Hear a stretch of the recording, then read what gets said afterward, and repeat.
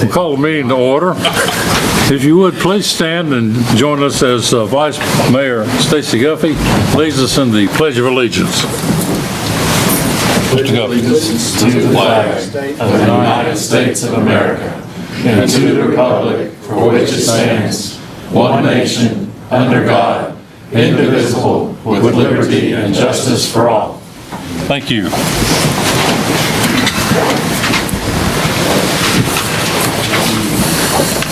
You all have a copy of the agenda that was sent out at the end of last week. Are there any changes to that, or is there a motion to adopt the agenda as presented to you tonight? Mr. Mayor, I've got two requests. Okay, Mr. Guffey. Item 10, items from the council. If we could break item A into two separate items, the redevelopment plan for Main Street being one item and the beautification efforts being the second item. Okay. And then I have one to add, which would be, I guess that would make it 10E, regarding the naming of the park where we're building the playground and have built the skate park.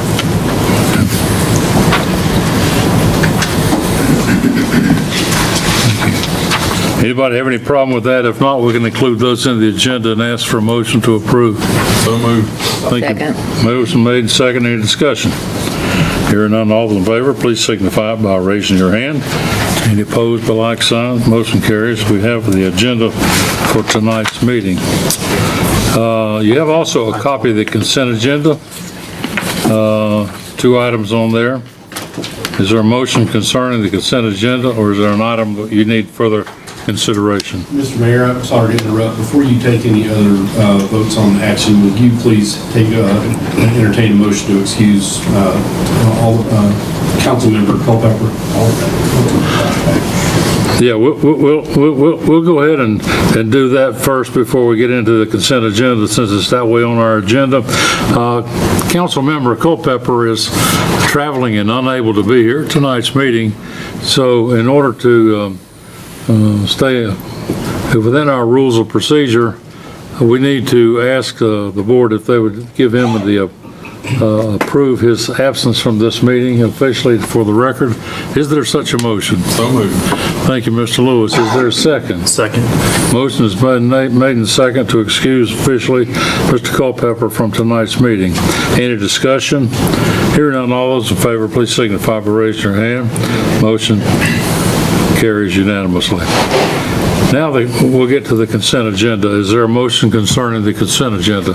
Ms. Lane. Motion to be accepted as shown. Thank you, ma'am. Is there a second? Second. Motion been made and second to approve the consent agenda as published. Any discussion? Hearing none, all those in favor of the motion, please signify by raising your hand. Any opposed by like sign? Motion carries. The consent agenda is approved.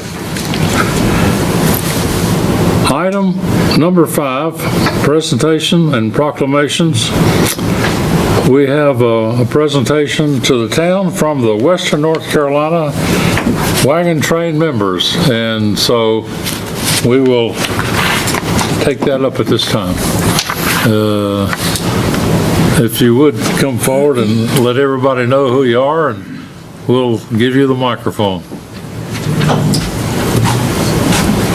I'm Macon Woods. I'm from the Western North Carolina Wagon Train. We would just like to thank the town of Franklin for allowing us to come to y'all's town for the Wagon Train. Thank you for your hospitality and for letting us the meet and greet. It was all great. Thank you for the police department for providing your services to it. We would just like to, hopefully we made an impact and come back one day.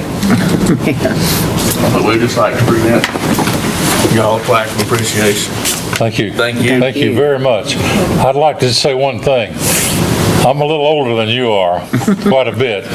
Matter of fact, you're probably as old as some of my kids, but when my kids were really small, growing up in Franklin, the highlight of the summer was watching the wagon train come down Main Street, and I'm surely glad, as well as everybody is, that it's back again, and we hope it continues every year.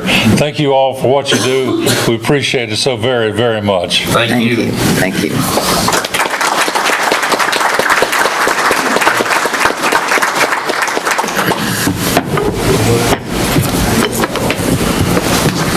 Yeah, thank you. Oh, stay. They would do like, ready, roll out. I'll get back on track now. Item B is the proclamation for 828 Vets Day, and I'd like to recognize, before I do that, I'd like to read this proclamation for August 28, 2025, declaring that day as 828 Vets Day in Franklin. Whereas 828 Vets is an all-volunteer charitable organization started in Franklin in October 2021, and whereas 828 Vets' mission is to fill in gaps and support veterans and their families by providing resources and services that may lie outside the parameters of existing organizations and assistance programs. And whereas 828 Vets has an active team who meets weekly and holds a monthly social on the last Friday of each month and encourage the community to attend. And whereas all of the assistance provided in the form of household donations, home repairs, modifications for handicapped access, and volunteer activities are done within the 828 area code, with more than 95% done locally. And whereas 828 Vets provide opportunities for veterans to continue working with their fellow veterans as servant leaders for the betterment of our community. Now therefore, by virtue of the authority vested in me as mayor of the town of Franklin, I, Jack Horton, do hereby deem it an honor to present this proclamation and formally recognize August 28, 2025 as 828 Vets Day in the town of Franklin, and urge all citizens to recognize these veterans' faithful and loyal devotion to the community and to each other, in witness whereof I have hereunto set my hand and caused this great seal of the town to be affixed this 4th day of August, 2025.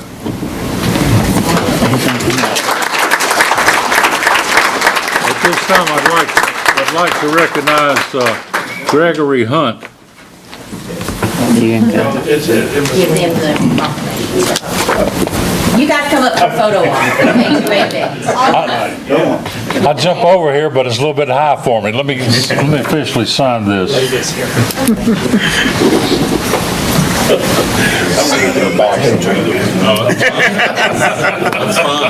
There is no back. Whenever we need a door temporarily. Thank you, sir. Turn right around so she can see your picture. There you go. I can't. Okay. Tell me when. Just All right. keep smiling. Okay, great. Thank you very much. Thank you. Appreciate it. Thank you. Appreciate it. Thank you. Thank you. Thank you very much. Thank you so much. 828 Vets, don't go away. Don't go away. Don't go away. Okay, don't go away. I have another. Sorry, Glenn. No, Gregory, All right, this is another proclamation, right? Gregory needs. Oh, Gregory's going to do, use the microphone there, Greg. Mr. Mayor, council members, those present, thank you for this opportunity to speak to you today. My name is Gregory Hunt, United States Marine Corps veteran, medically retired. And here tonight I represent the chapel of the 4 chaplains out of the Navy Yard in Philadelphia.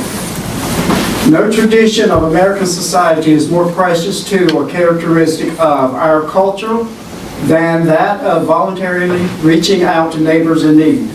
Such selfless service is part of who 828 Vets and our veteran community are. The Chapel of 4 Chaplains, a national nonprofit organization, was founded upon one shining manifestation of our heritage, that of 4 U.S. Army chaplains, who, after giving their life jackets and gloves to soldiers who had none, linked arms with one another and went down with the USAT Dorchester after it was torpedoed on February the 3rd, 1943. Moving among the soldiers were U.S. Army Chaplain George Fox, a Methodist, Alexander Good, a Jewish, Clark Pooling, Reformed Church, and John Washington, Roman Catholic. The Chapel of Four Chaplains serves to continue the memory of these four brave men who gave of themselves for others. Also to recognize and encourage acts of volunteerism, brotherhood, and sacrifice for others in need. The Legion of Honor Award is given in recognition of exceptional selfless service on the part of an individual or group which contributes to the well-being of his or her community and to a spirit of interfaith cooperation. Such notable recipients of this award include Presidents Truman, Eisenhower, Carter, Reagan, and others include Bob Hope, John Glenn, Tom Lasorda, Shirley Chisholm, as well as military personnel, veterans, and civilians from all walks of life nationwide. I was honored in 2015 with this award, and in 2017 was presented the Chapel of Four Chaplains Bronze Medallion for national service to others. 828 Vets is truly deserving of this award as they stand daily as a guiding light and beacon for our veterans and their families within our community in need of assistance or just someone who understands. From the Executive Director of the Chapel, congratulations. The Chapel of Four Chaplains Awards Committee has received and approved your nomination to receive the Chapel of Four Chaplains Legion of Honor Award. We are happy to have your name added to our honor roll. As a recipient of the Chapel of Four Chaplains Legion of Honor Award, you are a source of pride and inspiration for the Chapel of Four Chaplains, as well as those who came into contact with you. We encourage you to continue the selfless service which brought you to our attention and moves us to recognize you publicly. And with that comes the certificate, and the certificate reads, the Chapel of Four Chaplains is pleased to present the Legion of Honor Award to 828 Vets on August 4, 2025. In recognition of your lifetime service to all people, regardless of race or faith. This award symbolizes for all Americans and for all the time the unity of this nation founded upon the fatherhood of one God. Signed, Howard Schaefer, United States Marine Corps veteran, Chairman, Board of Directors. William Kamer, United States Army veteran, Executive Director. Remembering the heroic sacrifice of the Four Chaplains, February 3rd, 1943.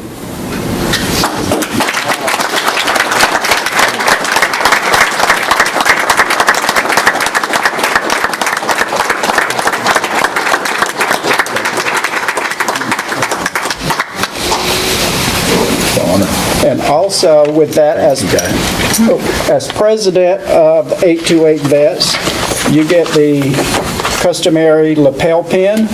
Okay. Stick me. I don't know. Should have brought your lapel. I was gonna say, do we get to put them traditionally? Wouldn't be the first. And the lapel pin is the Star of David with the cross that represents the cross denomination of the Four Chaplains. So thank you. Thank you. What an honor. Thanks. You guys are awesome. It's a great team. I love being with this team, and ever since I've been here every single day, it's amazing. We get together and we pull off miracles for people that just don't have it. Keep it up. Just keep doing it. That's all I'm going to say because I'm tearing up. Thank you.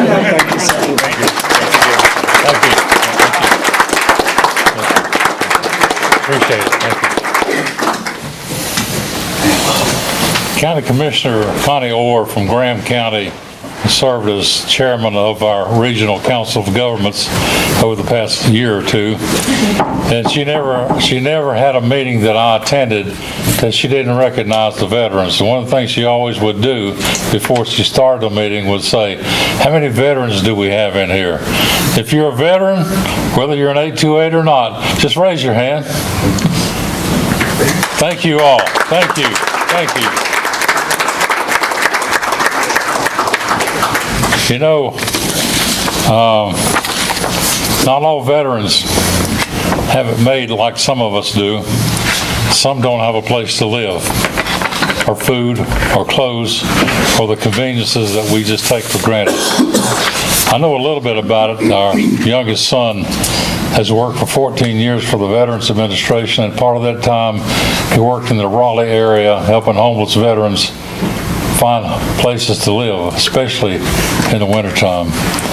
We have a group here in Franklin that goes above and beyond, like 828 does, trying to help our veterans. And I have a proclamation here that I'd like to read. Whereas the town of Franklin proclaims the week of September 7th, 2025 through September 13th, 2025 to be set aside as a week of public support for our homeless veterans, thereby encouraging our citizens to support the efforts to help homeless and distressed veterans. And whereas the efforts of the men's group of the First Presbyterian Church of Franklin have earned the goodwill and positive response from our local merchants, thereby allowing the men's group to place donation collection receptacles in their establishments. And whereas the First Presbyterian Church men's group will manage the receptacles and collect the donations received to be used to support ongoing programs for our homeless veterans of Western North Carolina. Now therefore, I, Jack Horton, Mayor, on behalf of the Town Council for the Town of Franklin, North Carolina, do hereby proclaim the week of September 7th through 13th as Help Homeless Veterans Week, and commend its observance and encourage our citizens to support the efforts to help our homeless and distressed veterans this 4th day of August, 2025.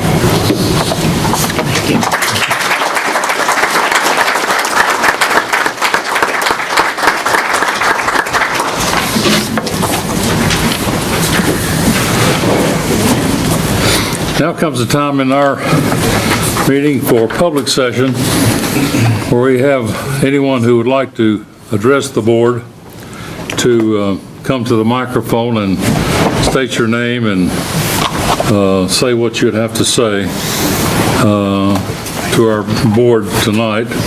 And I have 2 names signed up. If you didn't get a chance to sign up to speak in public session and would still like to do so, but we're unable to get up and get signed in, after these two statements that we have, we'll recognize anyone else who needs to speak. Our first presenter is no stranger to us. That's Mr. Dave Lynn. Dave?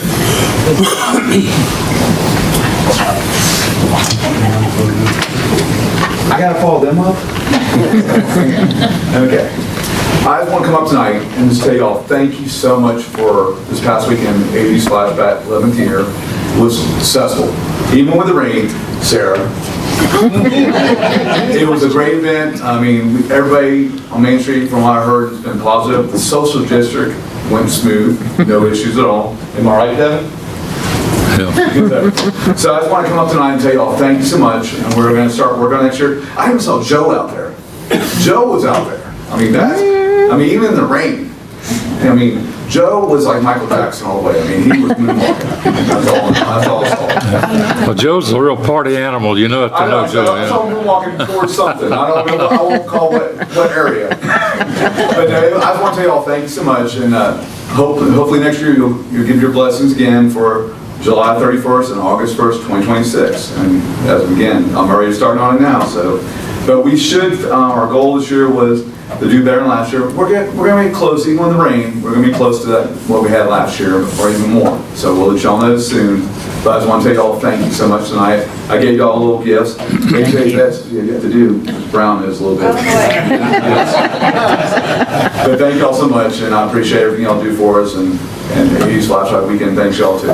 Thank you. This one is awesome. This is a rock star right here. So y'all better not lose her. She worked her butt off, her and mama. So thank y'all. Well, thank you. Dave, we can't let this opportunity go by without thanking Dave for all his hard work. I called him Mr. flashback this afternoon because he worked so hard to make this happen and is so successful, and the money raised goes to such a wonderful cause. Thank you and all the volunteers who made that possible, Dave. Thank y'all. Like I said, again, everybody doesn't know, 828 80's Flashback Weekend goes to the Greenville Shrine Hospital for Children. So recently we actually took on, last year we had 11 new kids, and this year we'll probably take on some more new kids too, just from the Macon County area. So that, every year it gets bigger and bigger. Thank y'all again. Thank you, Dave.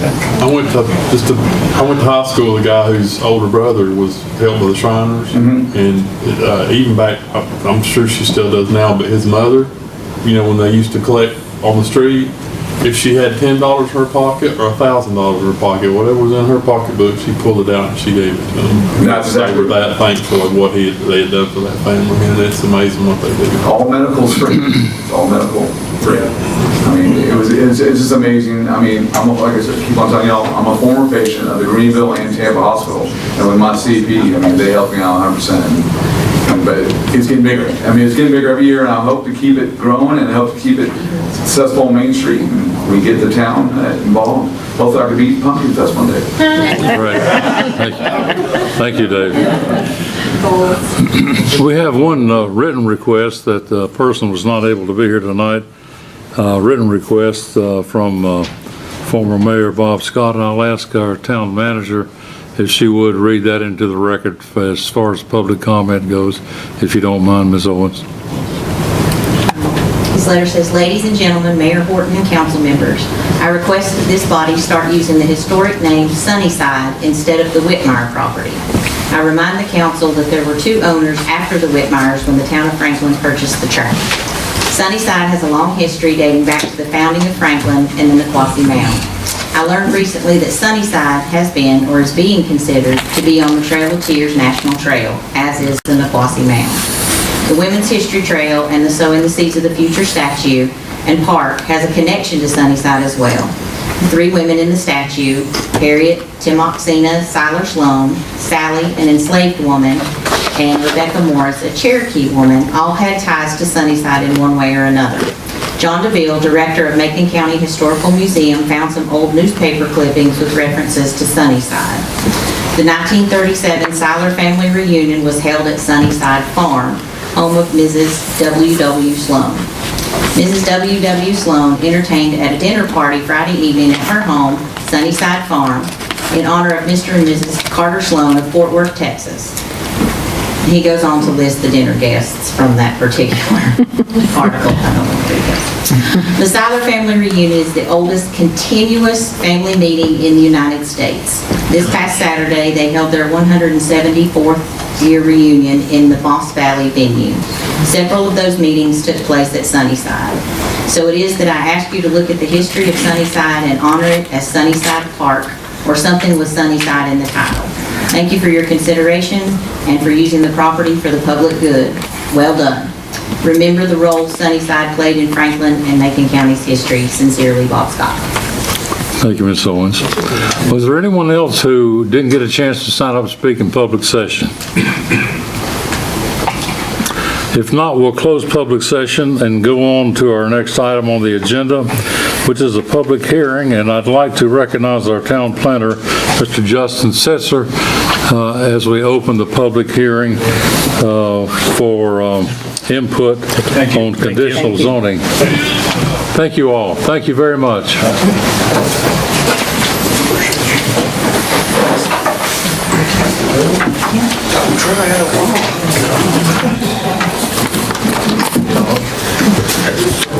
Good evening, Mayor and Council. Before you tonight have a public hearing on a conditional rezoning for a property off of Cunningham Road.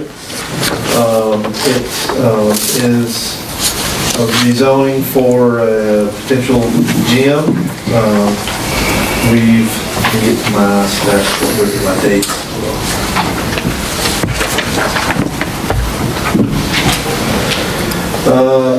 The application was received back at the end of May. A neighborhood compatibility meeting was held on June 16th. The applicant, which Mr. Fortner and his business partners are here. They attended, but nobody from the public attended those meetings. And then town council or planning board met in June as well to review the changes. Recommended it for approval, and then we set the hearing, and tonight's the hearing. The property is 4 acres. It's currently zoned C3, but meaning their building size they are wanting to build for the gym is larger than 15,000 square feet. They had to go through the conditional rezoning. It's off of Cunningham Road. There's water at the site. Sewer is 1 parcel away at the bottom of the hill. Everything is surrounded by commercial. In your package, you'll see the draft ordinance that myself and the town attorney drew up. We'll note there is a typo on Exhibit B that we've got the greater than and less thans that we'll fix if you decide to approve this before it gets recorded. But you'll see in your package, you'll see the aerial photo, the site plan, the layout, the application, and of course then there's the zoning maps, where you can see the zoning and that it's in a future land use map showing that it's for commercial use, so it's compatible with our land use map, plus the findings of fact and the consistency statement from planning board. There are a few conditions that we asked and that the applicant agreed upon. Those conditions are after the site plan. And they're, usually this is where we ask for, to be annexed. It's already in the city limits. But we just had some basic conditions, comply with all state, federal, and local ordinances. Of course, there's asking for agree to a building greater than 15,000 square feet, comply with all stormwater runoff provisions, and then all landscaping be native plants to North Carolina. So kind of no real extreme conditions for the site. Any questions for me? Okay. If there are no questions, we will go ahead and I have a sign-up sheet for those who wish to speak concerning this conditional rezoning on 100 Cunningham Road. I have no one signed up. Is there someone who came in later, didn't get a chance to sign up to speak on this issue? If so, please let us know. Otherwise, we'll close the public input session and ask the board if you have questions for Mr. Setzer regarding this rezoning. No? Well, then we'll officially close the public hearing on this issue and ask the board if you're ready to make a decision concerning this rezoning request at this time. Motion to approve. We have a motion to approve the request. Is there a second? Second. Motion made and seconded. Real quick. And discussion. I would like to recuse myself for personal involvement in this project, but and I would like it to pass, yes. Mr. Turner, you're aware of Mr. Tompa's association with this particular issue? Yes. And so it would be appropriate for him to recuse himself from voting on this at this time? It is, yes, sir, and thanks for the floor for just a second. It is, because these moments don't come up very often. The general law is you are required to vote unless you have a conflict of interest. That applies to most everything else you do. The standard is a little bit broader for conflict of interest for real property for zoning issues. It's what Chapter 160D, this is 160D-109, conflicts of interest says. Governing board members shall not vote on any legislative decision regarding a development regulation where the member is reasonably likely to have a direct, substantial, or the decision is reasonably likely to have a direct, substantial, and readily identifiable financial impact on the member. So it's it's a broader standard, and I appreciate Mr. Tompa identifying that he had a conflict for this one. Well, based on the attorney's advice in accordance with state rules and regulations and state laws, Mr. Tompa will not be voting on this particular issue. Is there a motion to approve the conditional zoning request, or did we already get that? Yeah, we did. We've got it, we've got a second. Are there any more questions or any discussion concerning this issue? If not, all those who are allowed to vote in favor, please signify by raising your hand. Opposed by like sign. That motion carries, and that request is approved. Now, Mr. Setzer, we have another public hearing concerning a voluntary annexation. We don't have an annexation request, voluntary annexation for a property on Georgia Road. I don't have the exact address top of my head. 3044 Georgia Road. Applicant's wishing to be annexed. Water and sewer is at the site, they're in front of it. Your clerk certified it a little over a month ago, and then set the hearing for tonight. So it's up to your consideration if you want to annex it or not. The issue has been properly advertised and noted for public inspection, and we do have a sign-up sheet for anyone who would like to speak on this potential annexation can do so at this meeting. Is there anyone who did not sign up who would like to speak concerning this proposed annexation? Hearing none, we'll ask the board, do you have any questions that Mr. Setzer may be able to answer before the board takes any official action? I do want to add, just as this is a formality, after, if you decide to annex it, this parcel is not in our ETJ, so we'll have to go through an initial zoning process. So it'll come up like a rezoning, so we'll have to assign zoning to it. Probably commercial, because that's what everything around is, but we have to go through that process. We can't just give it a zoning district. We have to go through the process. Ms. Lane? It's not contiguous either.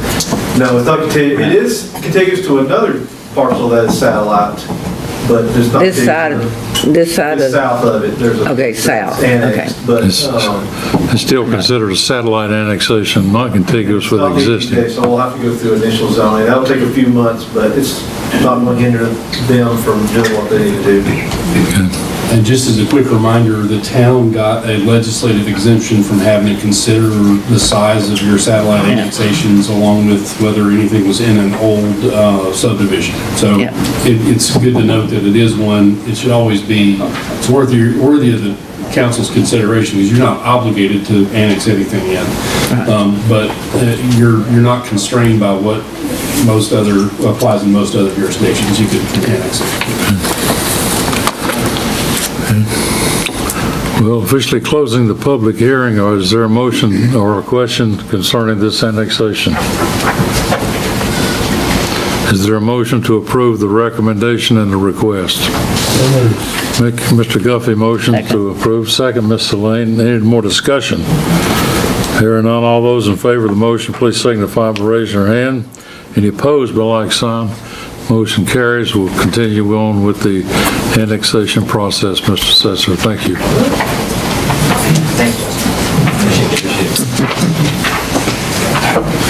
Item number 8 under new business is a request for approval of an incentive application for one of our downtown businesses. And I'd like to recognize our finance director, Sarah Bishop, if she would.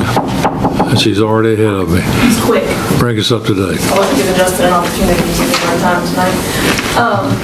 So back at the retreat in February, you guys approved the incentive package, so to speak. We included that in the budget. You guys approved that for this year. So we've received our first grant application. It's for a facade grant for one of the businesses here on Main Street. Our applicant is here with us tonight. If you had questions, but you've got the information here. And per the policy that you guys adopted, this would be a 50% match up to $5,000, and the 50% match on this particular project is less than that. So you'll see it would be a grant of $3,385.50. They have met all of the requirements for the sign permit for the awning, so they've been through all that process. So it's really up to you guys. We were very excited to get the first application, get the ball rolling. Very excited that our businesses are starting to take interest in the program, and excited to see where it goes. But And there is a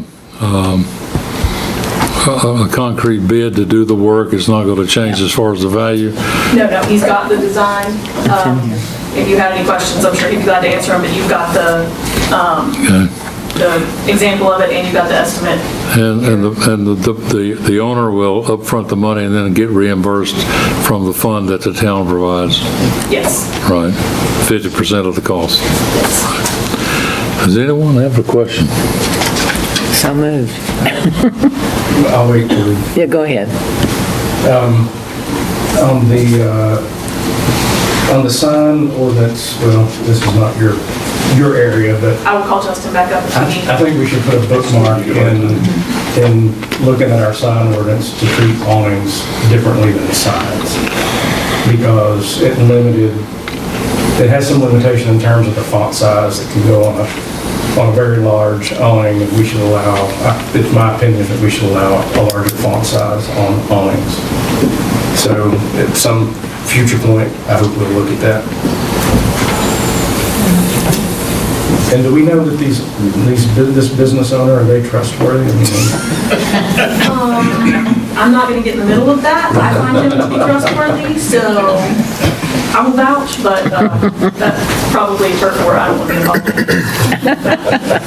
But really, really excited. It's going to look really nice, and I appreciate them being interested in investing in our Main Street as well, and helping build their business. So I'm excited about it. Ms. Lane? I just made a motion to approve. Second. We have a motion, a second, to approve the recommendation for our first application for the facade grant for $3,385.50. Is there any discussion?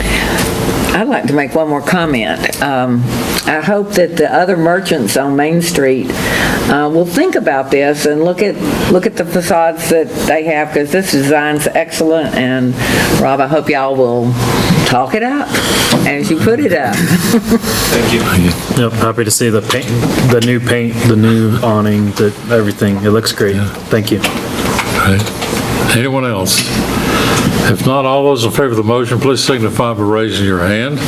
Opposed by like sign, that motion carries. Thank you very much. Congratulations and good luck.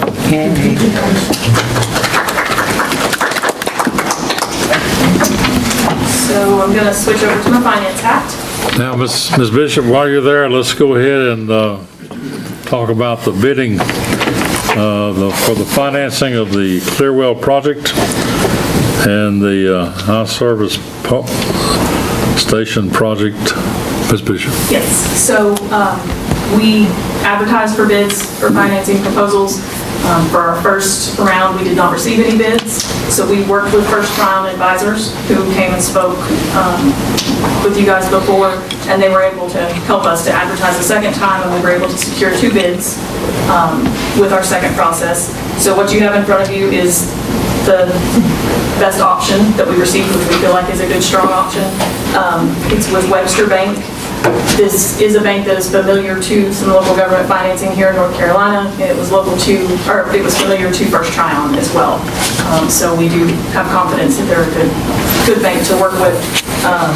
We did receive, you can see, you've got the agreement in your packet, but for the 20-year loan term that we were looking for this project, we got a 4.645% interest rate, which we felt like was a strong offering on their part. So it's a little low, below the target. We were expecting a little closer to 5. So we were happy to see that. Those projections put our payments where we expected them to. We do know we've got some more projects in the future out of the water treatment plant. So that was the target we were shooting for in term and in rate. So we were happy with it. unless John has some changes to the agreement that they proposed.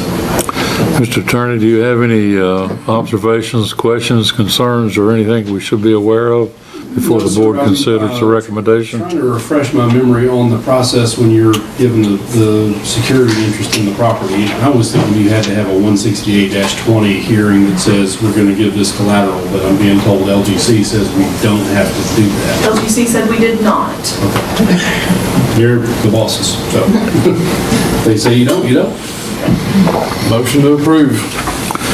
We have a motion to approve the recommendation. Is there a second? Thank you. Ms. Lane seconds the motion. Any discussion? Ms. Lane. It looks like the amortization schedule is about the same for both, the 15 and the 20. That's amazing. It's very similar, and we felt like with the 20-year, we will have a prepayment option. Right, I saw that, yeah. So we can. As we see how much the next phase of work out there is going to cost us, and what we're looking at in terms of financing and SRF and those types of things, we have the option to prepay it, pay it off early if needed. So we felt like this would be the. And this also keeps our payment at the same amount as the debt service that we just rolled off the water sewer fund last year. So good. Yeah. Nice. Any other questions? Hearing none, all those in favor of the motion, please signify by raising your hand. Any opposed, by like sign. It motion carries. Thank you, Ms. Bishop. Thank you. And I will add, Mayor, that our application will be submitted to the LGC tomorrow with this information included so that we can be on their September agenda. It takes a while. The Local Government Commission moves a little slow sometimes, so you have to get it done here in August to be on the next regular meeting of the Local Government Commission. So thank you all for putting all that together. I know it's not an easy task because there's a lot of I's to dot and T's to cross and hoops to jump through to get to that point, so we're moving right along. Okay, Ms. Owens, request to approve our vendor for our website redesign. Yes, sir. Thank you. As you're aware, we put out an RFP back during budget preparation just to see what we would get. We had 21 respondents to the RFP. You had a list in your packet, and they ranged in amounts from $3,000 to $231,000. Yeah, big, wide arching submissions there. We narrowed that to 6 to start with, and then we narrowed that further to 3 that we conducted interviews with. It was myself, Justin Setzer, town planner /IT director, and Councilman Tompa. We checked all the references. I've personally worked with Revise in the past. They still have a great reputation. All they do is municipal websites, and their submission came in within our budget. So what you have in front of you is our recommendation to select Revise as the vendor for the website redesign. It'll take about anywhere from 21 to 27 weeks. So by the beginning of the new year, we'll have a new free website to roll out. Also, you will note that it is a 4-year agreement, even though the amount was within my threshold to sign off on. Because it is a multi-year agreement, you as the town council have to approve that. The 3 years after this, it is only the hosting fee that's there for $5,900 for each of those years. Okay. So that's the initial work plus the maintenance over the next several years. Yes, sir. Right. I'd like to say I appreciate Mr. Tompa working on that. He knows a lot more about that than I'd ever begin to know. And it's really good to have his expertise on the board on complicated situations like this, and appreciate you all doing that. It's too bad we didn't have that many banks that tried to want to finance for us, isn't it? Anyway. So recommendation is to go ahead and approve the contract for Revise. Is there a motion concerning that, or does the town manager have anything else to add? We're good. Motion. Thank you, Mr. Collins. I'll second it. Mr. Thompson seconds. Any other discussion? Hearing none, all those in favor of the motion, please signify by raising your hand. Any opposed, but like sign, that motion carries. Thank you for your hard work. Now, we do have a bid from Bryson Enterprises for the Alda Street sidewalk repair and the reconditioning. And Ms. Owens, would you give us an update on that and your recommendation. As we've been seeing recently, we've had to bid things multiple times to get interested parties, and a lot of that is because contractors in the area have been assisting those who have been impacted by the lake. But we did get a bid on the second go-round from Bryson Enterprises for $163,288 for the Iowa Street Sidewalk Repair and Reconditioning Project. And that will go from the intersection at Church Street all the way out to the funeral home. So one of the priorities, of course, for the town is to make sure that it's a walkable area, and having those sidewalks that are kind of wonky right now, that's an official term, fixed was one of the goals. It came in under the budget that we had listed, so we were happy with that. The contract should only take them about 20 days to finish, so once they get started, they will be finished quickly. We've had good experience with this contractor as far as staying within or below budget and actually most of the time completing the jobs ahead of schedule. Is the only other question I have, is this any Powell bill money involved in this, or is this all town? So, no, this was all. This is all town? Okay.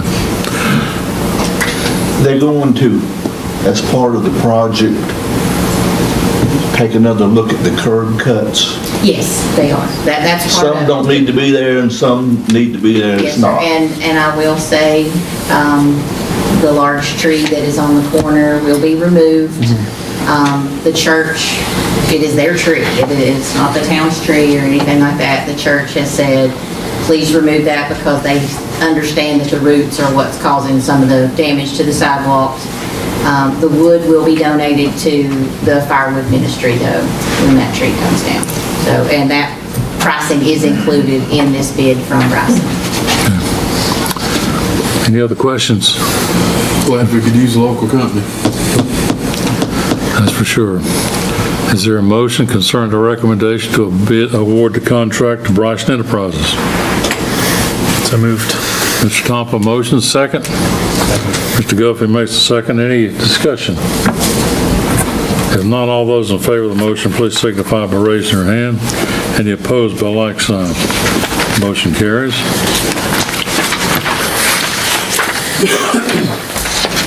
Next item, we're still asking our town manager to, as you all know, some time back we decided the best way to handle these street closures is to do them on a regular quarterly basis instead of coming up month to month and meeting to meeting.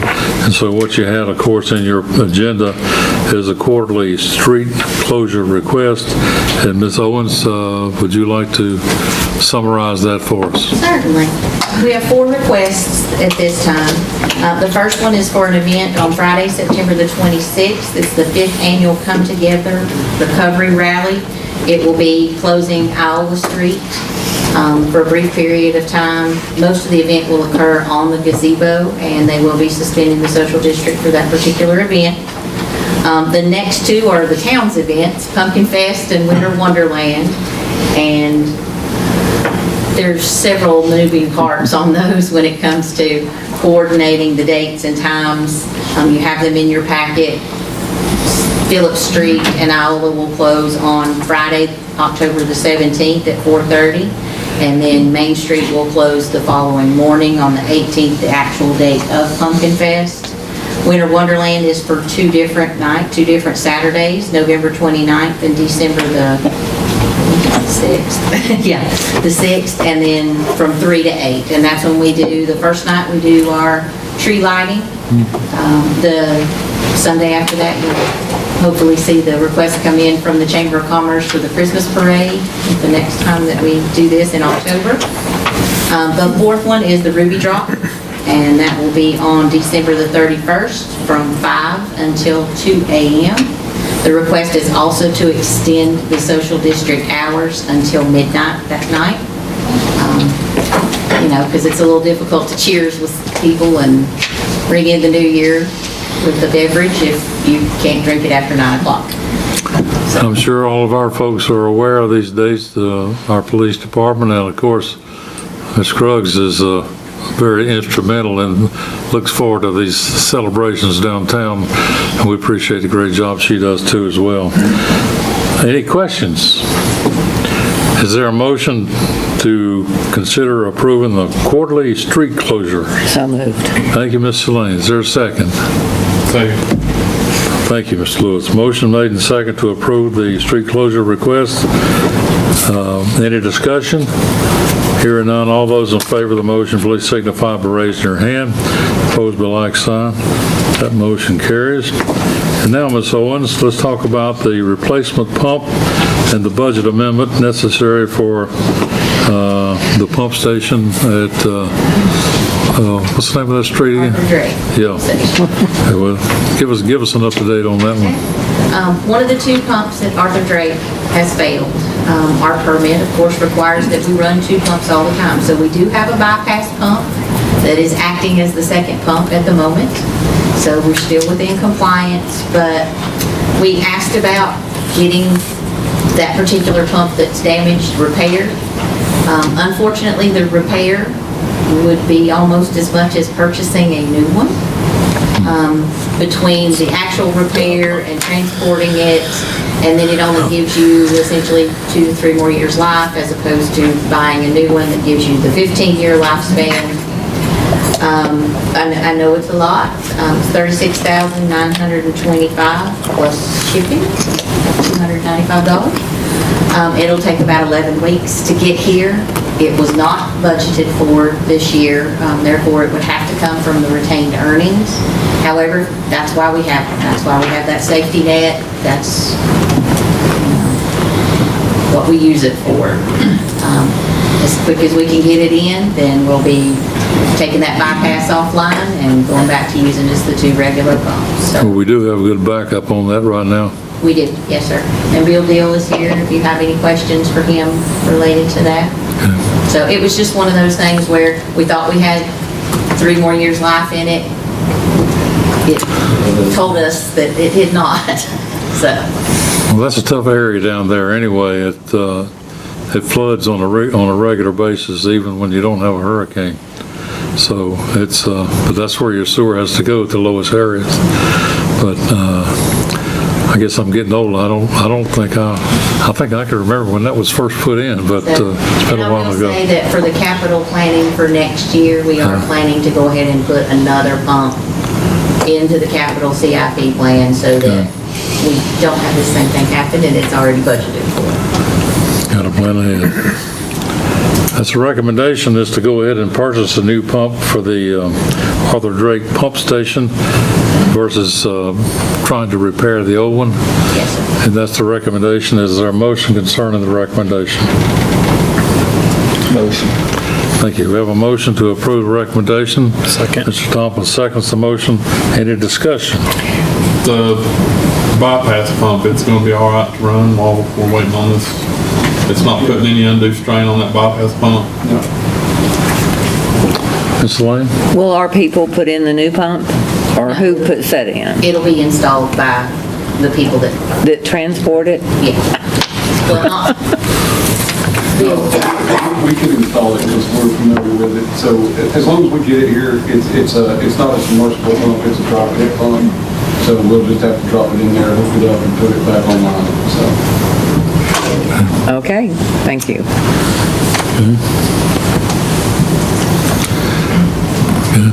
Did we get a motion second on that one? Yeah. We did. Any more discussion? Hearing none, all those in favor of the motion, please signify by raising your hand. Opposed by like sign. Motion carries. Now, we'd like to recognize Carol Lee Langston, the project manager for the Franklin Farm Hub, for a presentation.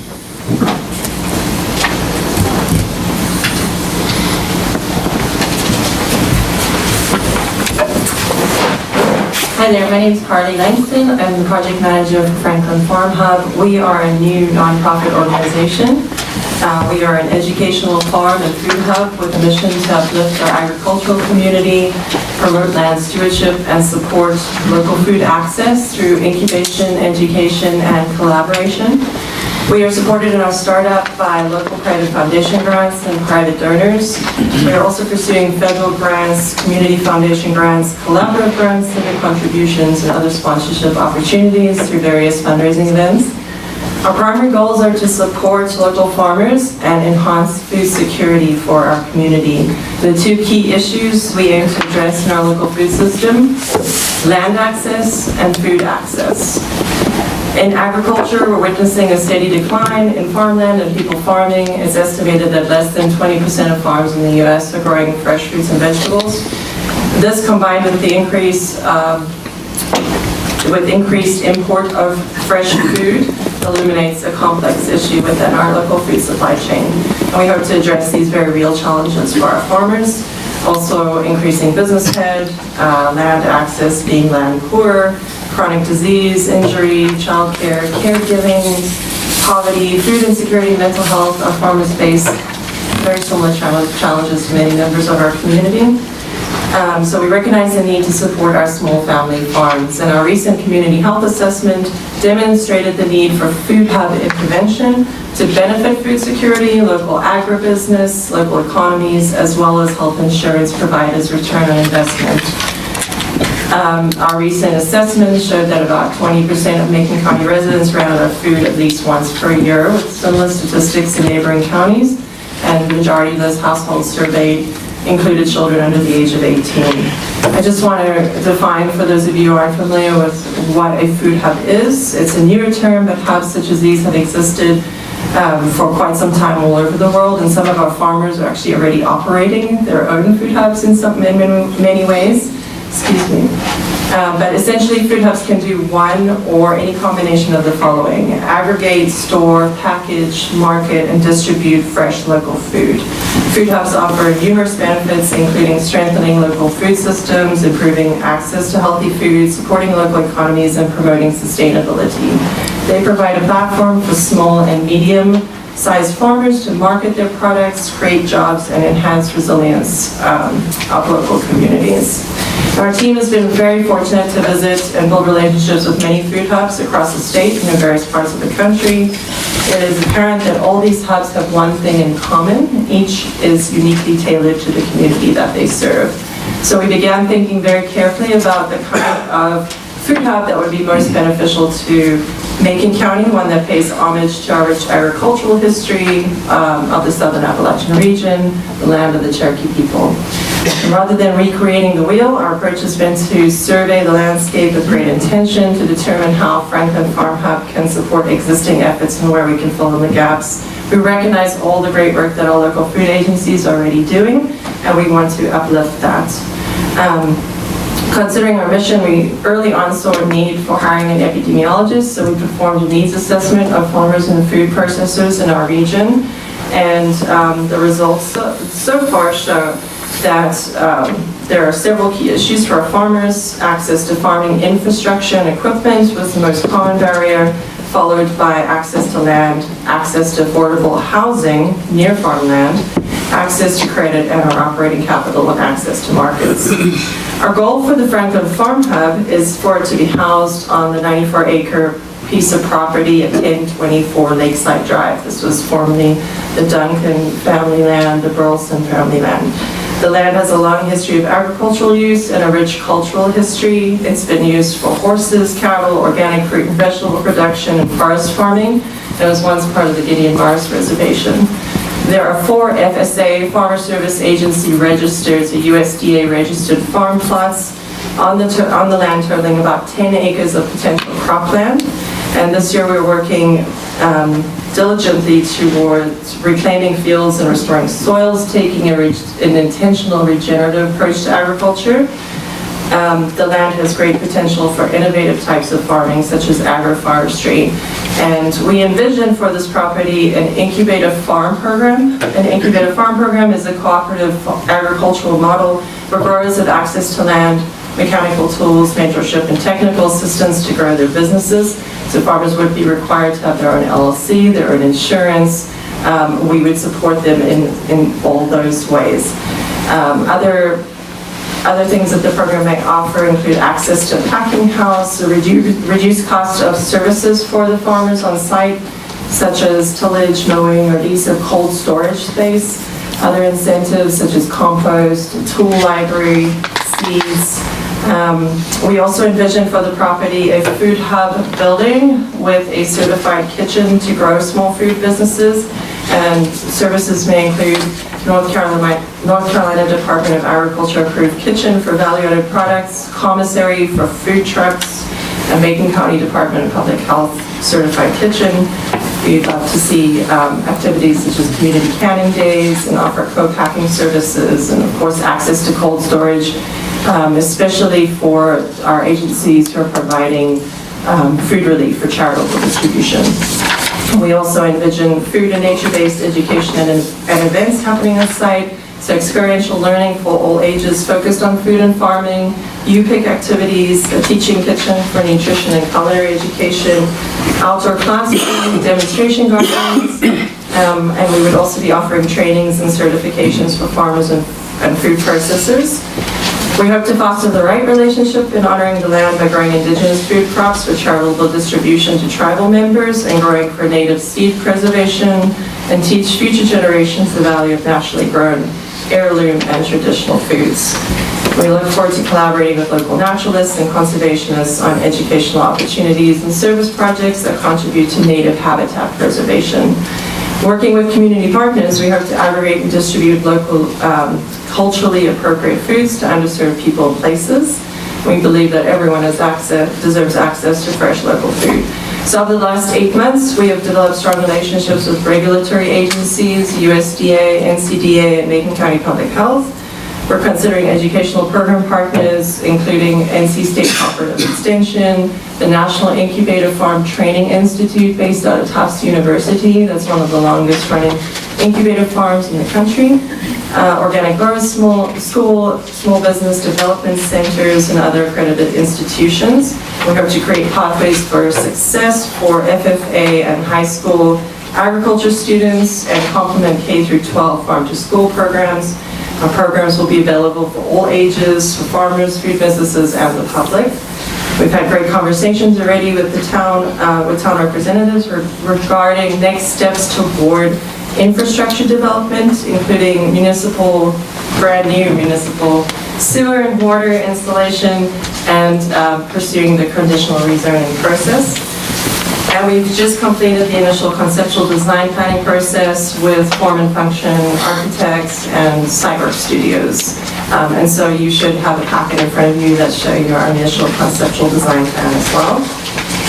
This project will be phased out over several years. So what you see in front of you is the whole scope of the project. Franklin Farm Hub has great potential for rural economic development, environmental awareness, and creating positive health outcomes for the people of Franklin and surrounding areas. And so I hope you will join me in imagining Franklin and Macon County as a destination for local food and farms and for supporting healthy families. I appreciate your time and for allowing me to give this update on the project. And for any questions, you can contact me through our website, franklinfarmhub.org. And I look forward to getting lots of feedback from our community and getting to learn everybody's ways. And I hope that you'll consider supporting this great initiative. So thank you so much. Thank you. Before you step down, does the board members have any questions from excuse me, for Ms. Langston? If not, thank you so very much for your information. We have with us tonight a project manager for the Development Finance Initiative concerning the old Angel Medical Center property. If you recall, some time back, the board had the initiative to go ahead and explore a feasibility study to see what the highest and best use of that property would be. We had some ideas. We wanted somebody who knew what they were talking about to take a real clear, in-depth study at that and give us some ideas on what it could be used for. So we'd like to turn it over to you. Great. Well, thank you so much for having me. For those who I don't know yet, my name is Sarah Van Leer, Project Manager at the Development Finance Initiative. As you mentioned, we're here today. I'm joined by my colleague Eric from DFI to talk about the redevelopment potential of the hospital site. So we'll walk through these slides. First, just a little bit of background about the Development Finance Initiative. We're a program of UNC School of Government, and our mission and our kind of work spans the state of North Carolina. We work with local governments, towns and counties across the state, to help them think through transformative real estate projects that are going to meet targeted community and economic development goals in their community. We do that in a number of different ways, but for the town of Franklin, we've been engaged to help think through that feasibility of the future of the Angel Medical Center. This scope of work with you all includes our phase 1 feasibility analysis. And that's really to understand kind of the current market conditions here in Franklin and how that informs the future development of the hospital site. That includes, as you can kind of see here on the graphic, a number of different types of analyses. We're here today to talk about our market analysis and the stakeholder input that we've gotten to date. But we also do a site and financial feasibility analysis. So we'll come back to you in about, I guess, 2 months with those findings as well, to provide to you that kind of final piece of our scope, which are the recommendations for the town as you think about if and how to move forward on the site. So as I mentioned, here's our kind of visual of our scope and timeline, and we are here today to talk about that market analysis and the stakeholder engagement that we've done today. So first, just a little bit about the site. You already know quite a bit about the site, but for kind of the benefit of everybody who's listening, this is the former Angel Medical Center. It's approximately 14 acres. It is semi-demolished at this stage, so there is additional site work that's required to get a development-ready pad. It is within walking distance of Franklin's downtown core, and represents, from our perspective, a unique opportunity due to that downtown proximity and the topography.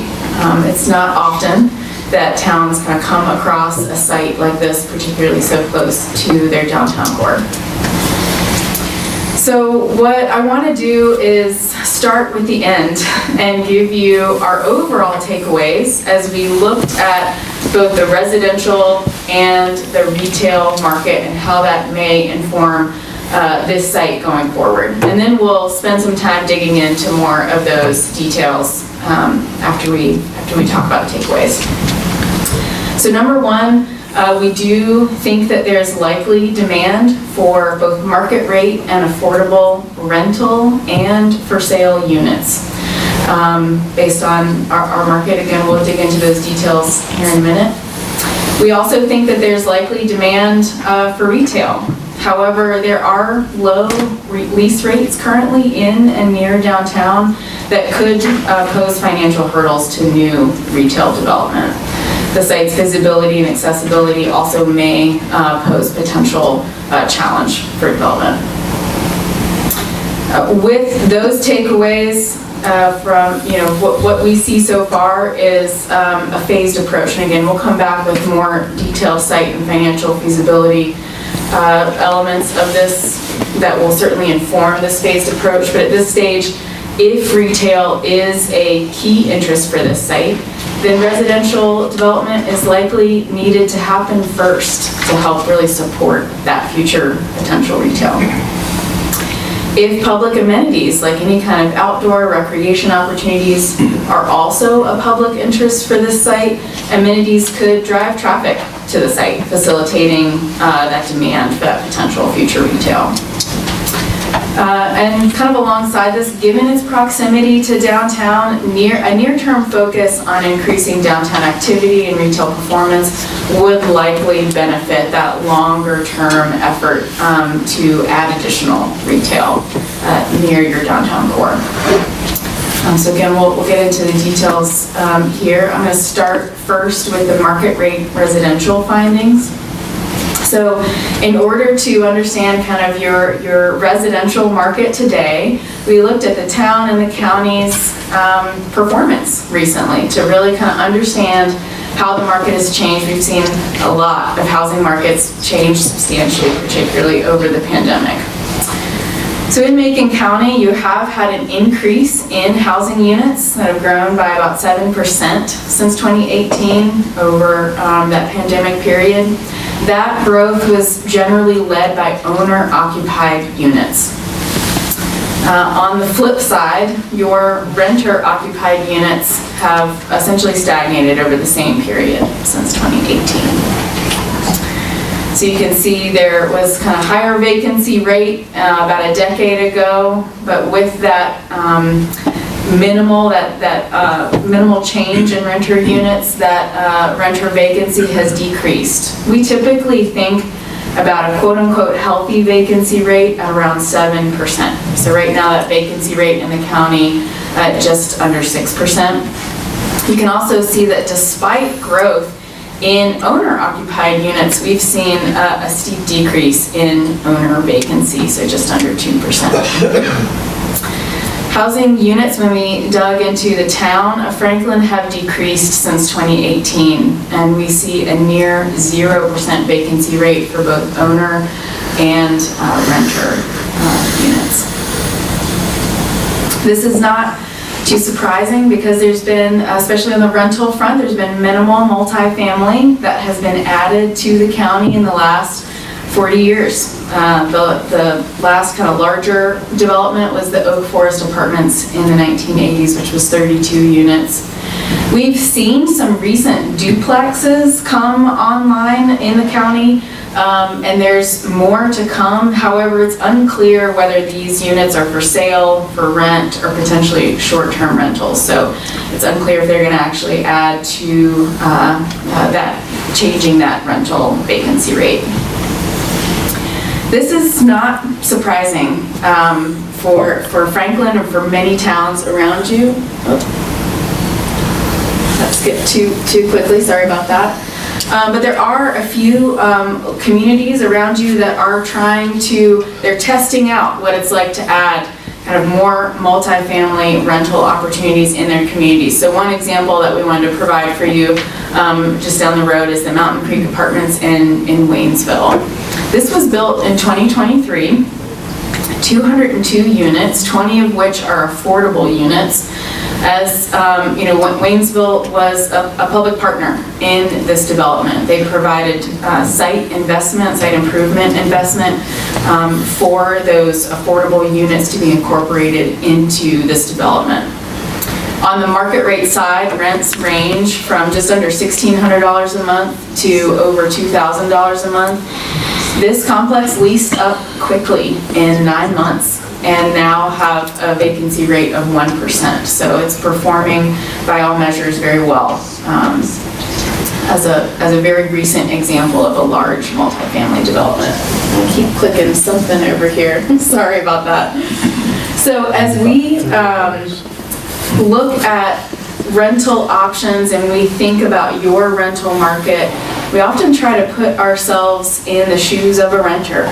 If I were moving to Franklin tomorrow and I was looking for a place to rent, there were 5 properties across multiple platforms as I looked, you know, if I were gonna try to find a place to be.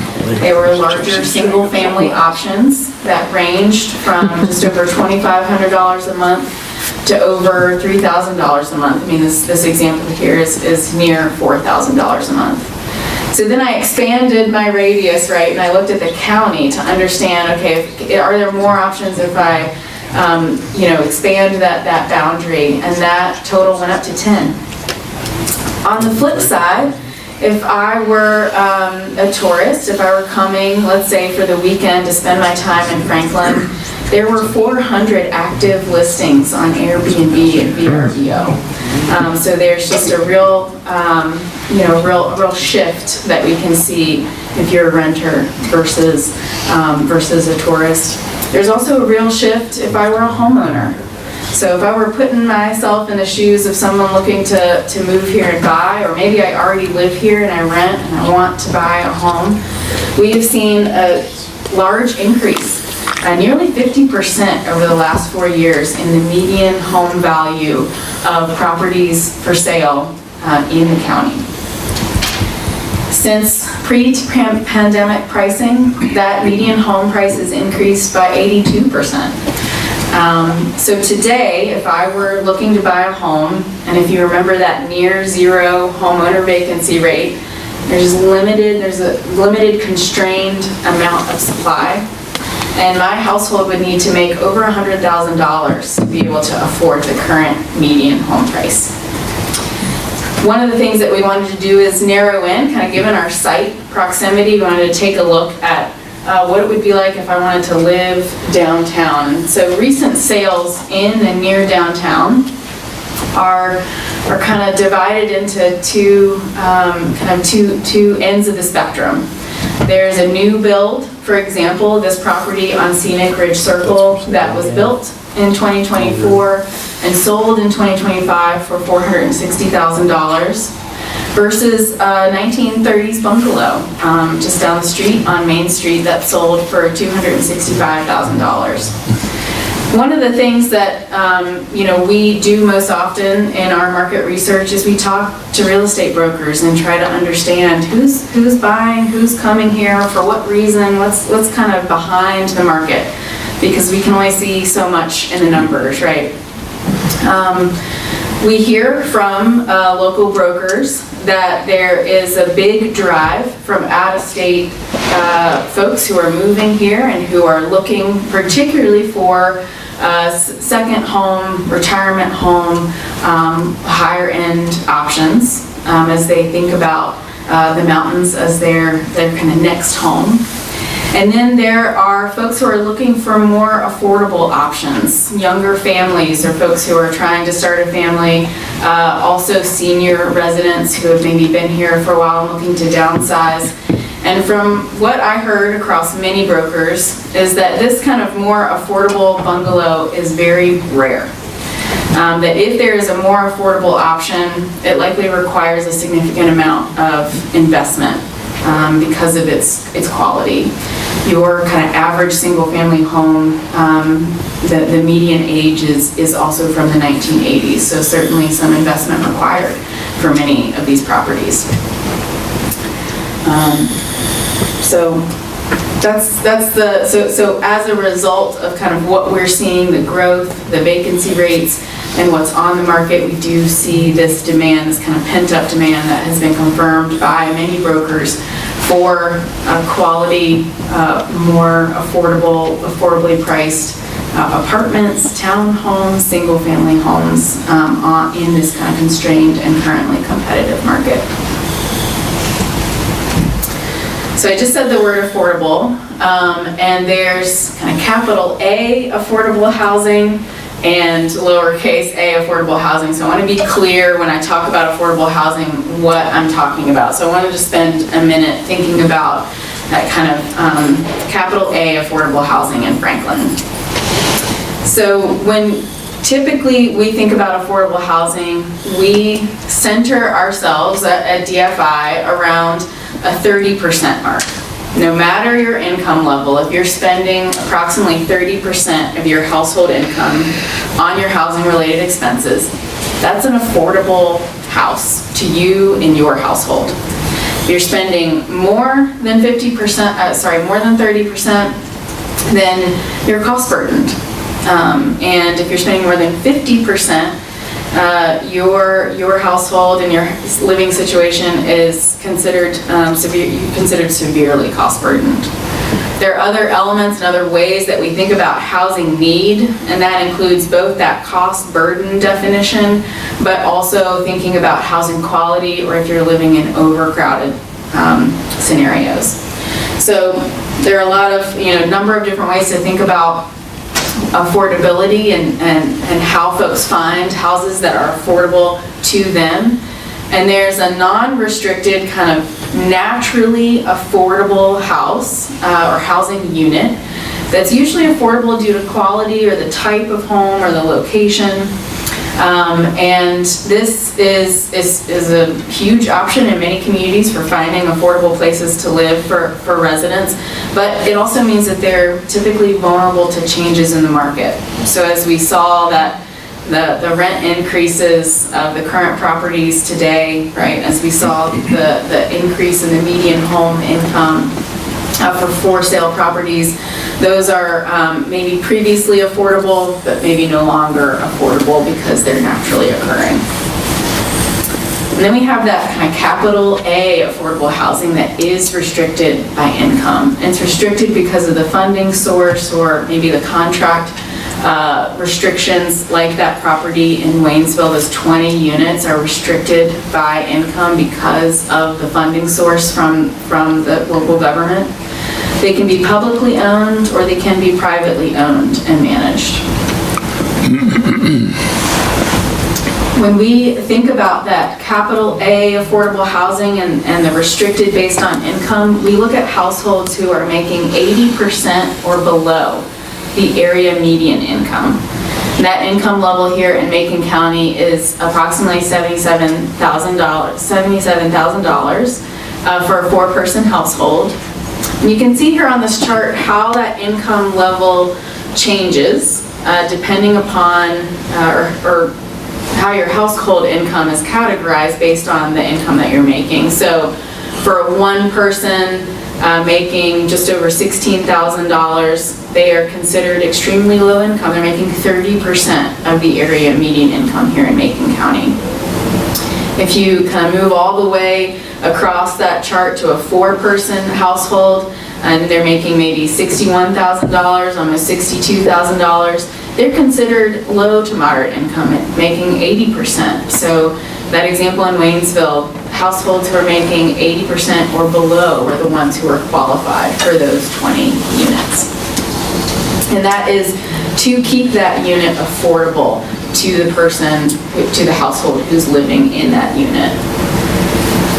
So in this chart, I just wanted to give you a few examples of how that translates to your workforce here in Franklin as we think about those income levels. So for a 4-person household at making 30% of the area median income, they're making approximately $23,000 a year. That's, for example, maybe an Ingalls Market cashier.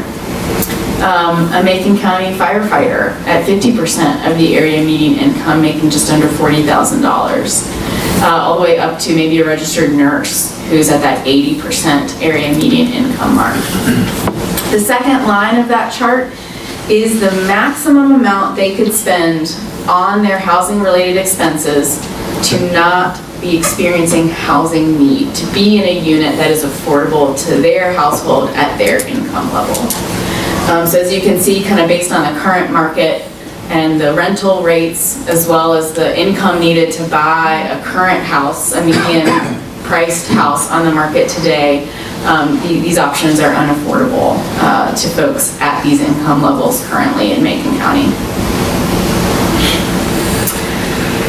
Given the unaffordability of units on the market today, it's not surprising that there are more than 4,000 low to moderate income households who are experiencing housing need. So they're cost burdened, potentially living in lower quality or overcrowded housing units.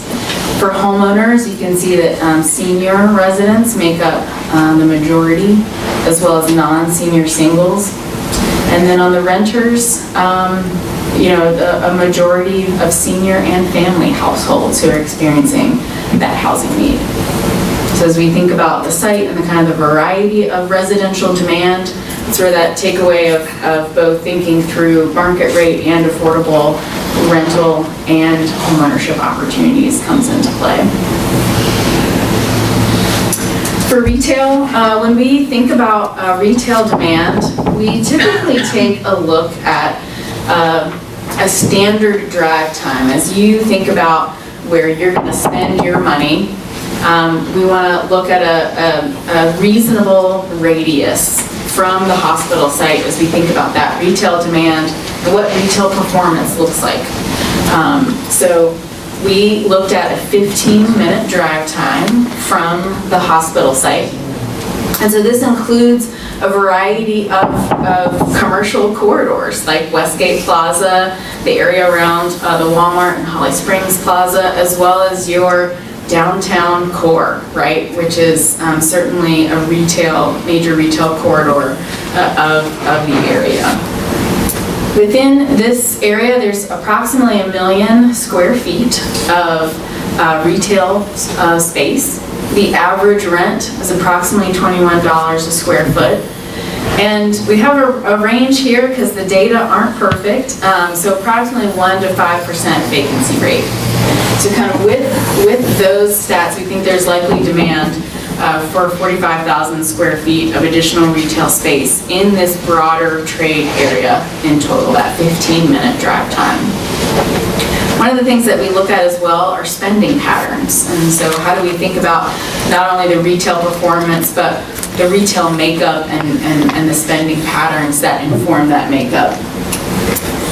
In Macon County, you have not in Macon County, but in that trade area, that 15-minute drive time, you have above average spending on things like grocery stores, department, home furnishing stores, businesses such as Ingles, Aldi, Walmart, Ace Hardware, and Harbor Freight that all exist within that trade area.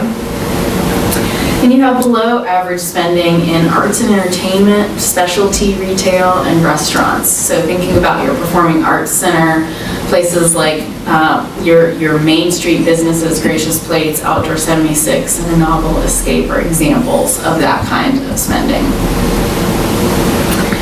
We also wanted to think about the types of retail and the different ways that retail is showing up in the trade area, and what does that mean for the hospital site going forward. As I mentioned in that kind of initial takeaway, downtown storefronts certainly make up a key category of retail here in Franklin.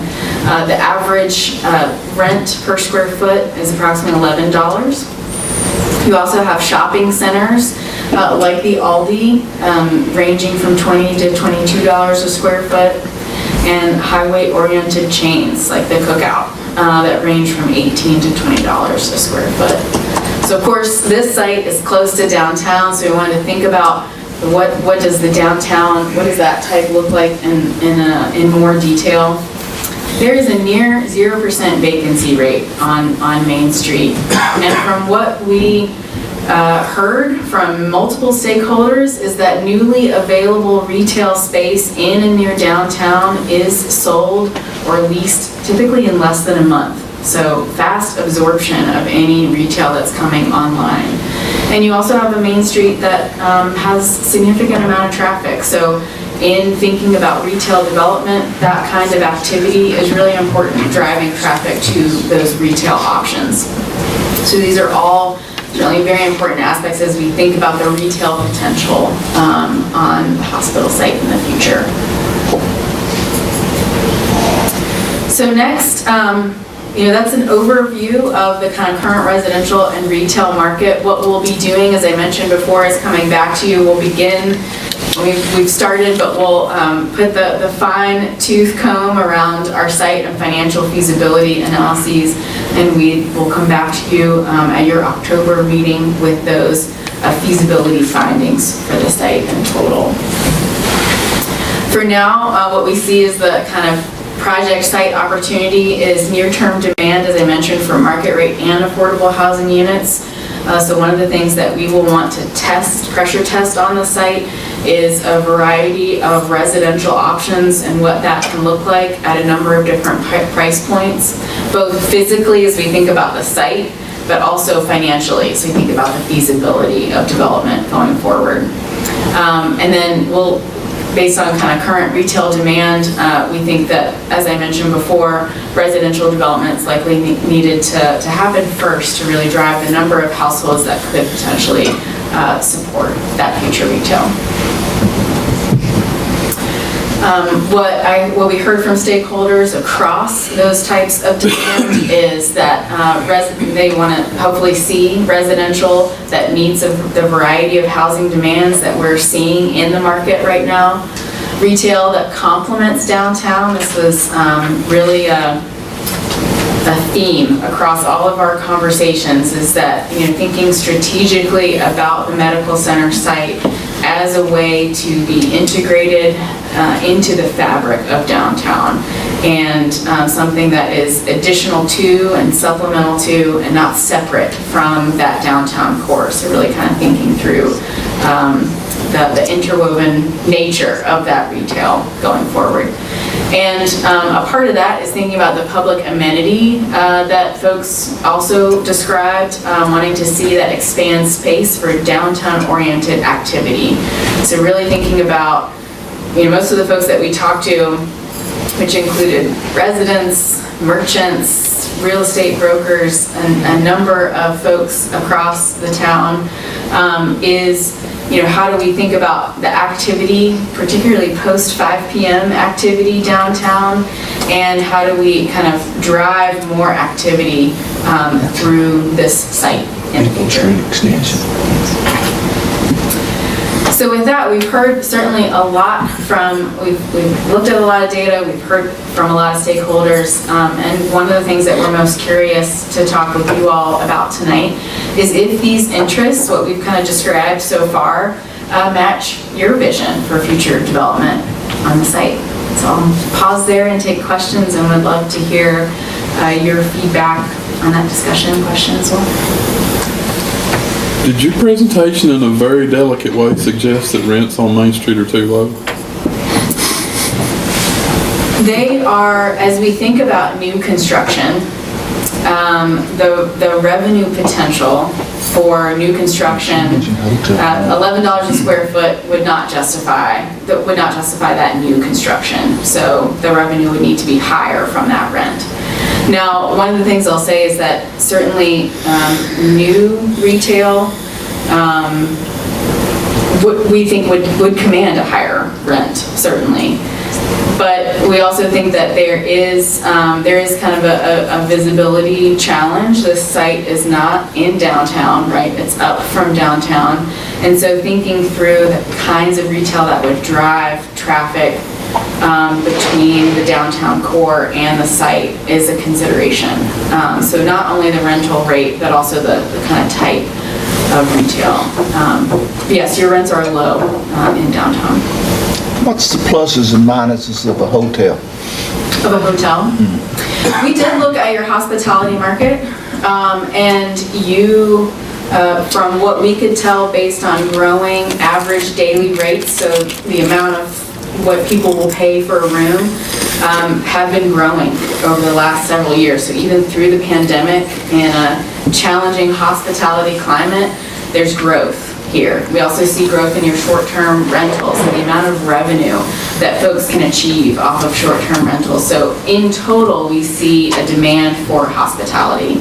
Hospitality on the pro side brings activity to your downtown, right? This is what we've heard, is that there's that consistent, there's that desire for increased activity in downtown. The con is potentially how it fits in the makeup of the surrounding neighborhood. Right now you have specialty medical offices around this site, as well as primarily residential units to the north of this site. So I'm not saying that's a con, but it's a consideration as you think about hospitality traffic. The apartment complex that you showed earlier in the presentation in Waynesville, I forget how many units, 200? 202. 202. Mm-hmm. Is any of that complex subsidized, or is it all unsubsidized? So that complex, the subsidy to that complex was Waynesville investing in site improvements for those 20 units of affordable housing units for residents that are making below 80% of the area median income. So that was that development. I think I don't have confirmation directly from the developer, but I imagine that public-private partnership was certainly a factor in that development happening. To keep the costs down. There's another complex over there close to Lake Junaluska that's built by the Givens folks. Yep. And part of that project, from what I understand, was required that they had a certain number of apartments available for subsidized housing, which means they got help on their monthly payments instead of the cost of the project. Is that I don't know exactly typical? Which funding, sir. I know Givens Communities, we talk with them regularly because we work all across Western North Carolina and they're very active in a number of different communities. And they utilize a number of different funding sources for their developments. So USDA loans, HUD loans, and a number of other federal sources that require certain amounts. Right. Require the units associated to those funding sources as reserved for households that are making either below 80% or below 60% of the area median income, depending upon that funding source. So I know they utilize a lot of those sources of equity to get done communities that are either all affordable or mixed income. When you were looking at the site and thinking about it, were you thinking more about rental units or like condos? I mean, what is the thinking of what kind of a mix or what kind of... Yeah, we're going to dig into that further in our site analysis. The market research forms the kind of foundation for us to think about what could be possible on the site. So right now we're thinking across those types. So thinking about opportunities for both rent and for sale, multifamily, likely kind of lower density multifamily, but also single family detached. And thinking through, this is a large site. And so there are a number of ways to think through different maybe pads on the site that could meet the variety of needs that we've seen in your market to date. So we'll be back to you soon with a whole variety. Just know that we're kind of thinking across all of those residential types.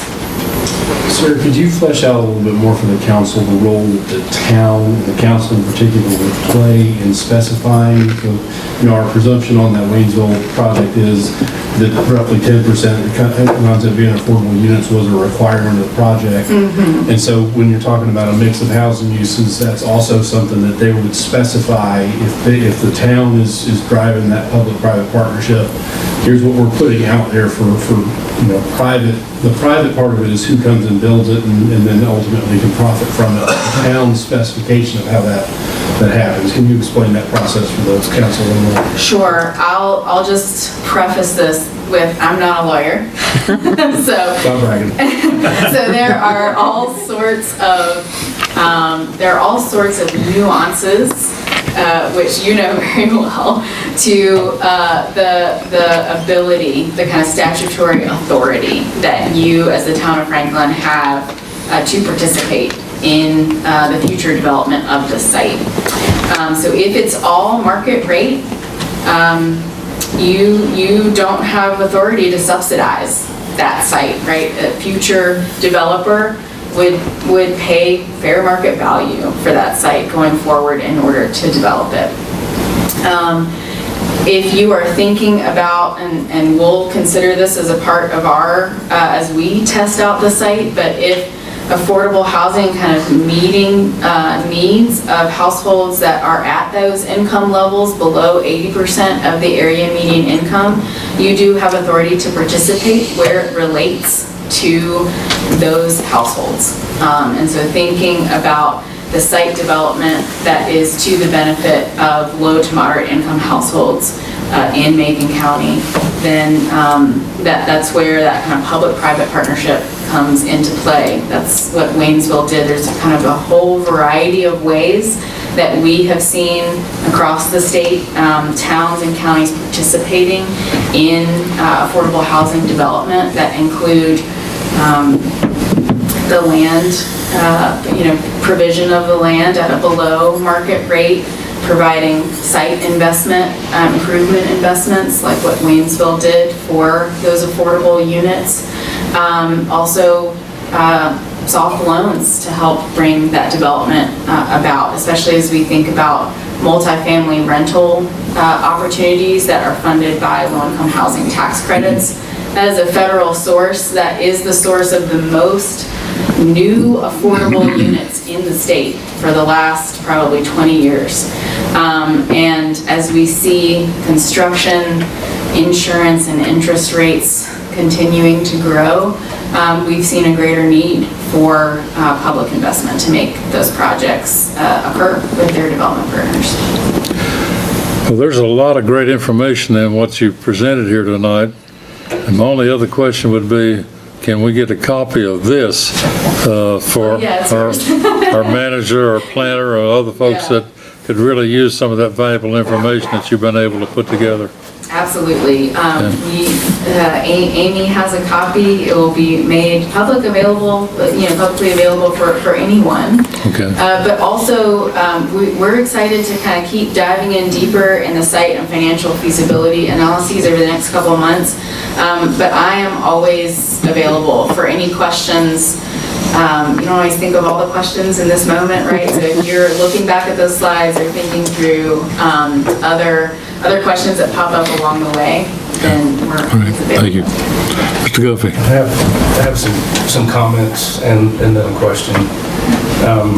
For the benefit of people who haven't been a part of this discussion, one of the reasons that we're interested in the study and interested in looking at the property is that the size of it essentially is about the same size as our existing downtown. And one of the reasons that people come to Franklin, and one of the reasons that some of us have stayed here, is because we love this downtown. And it's rare that a town has a chance to look at a property of this size in this close proximity to its downtown.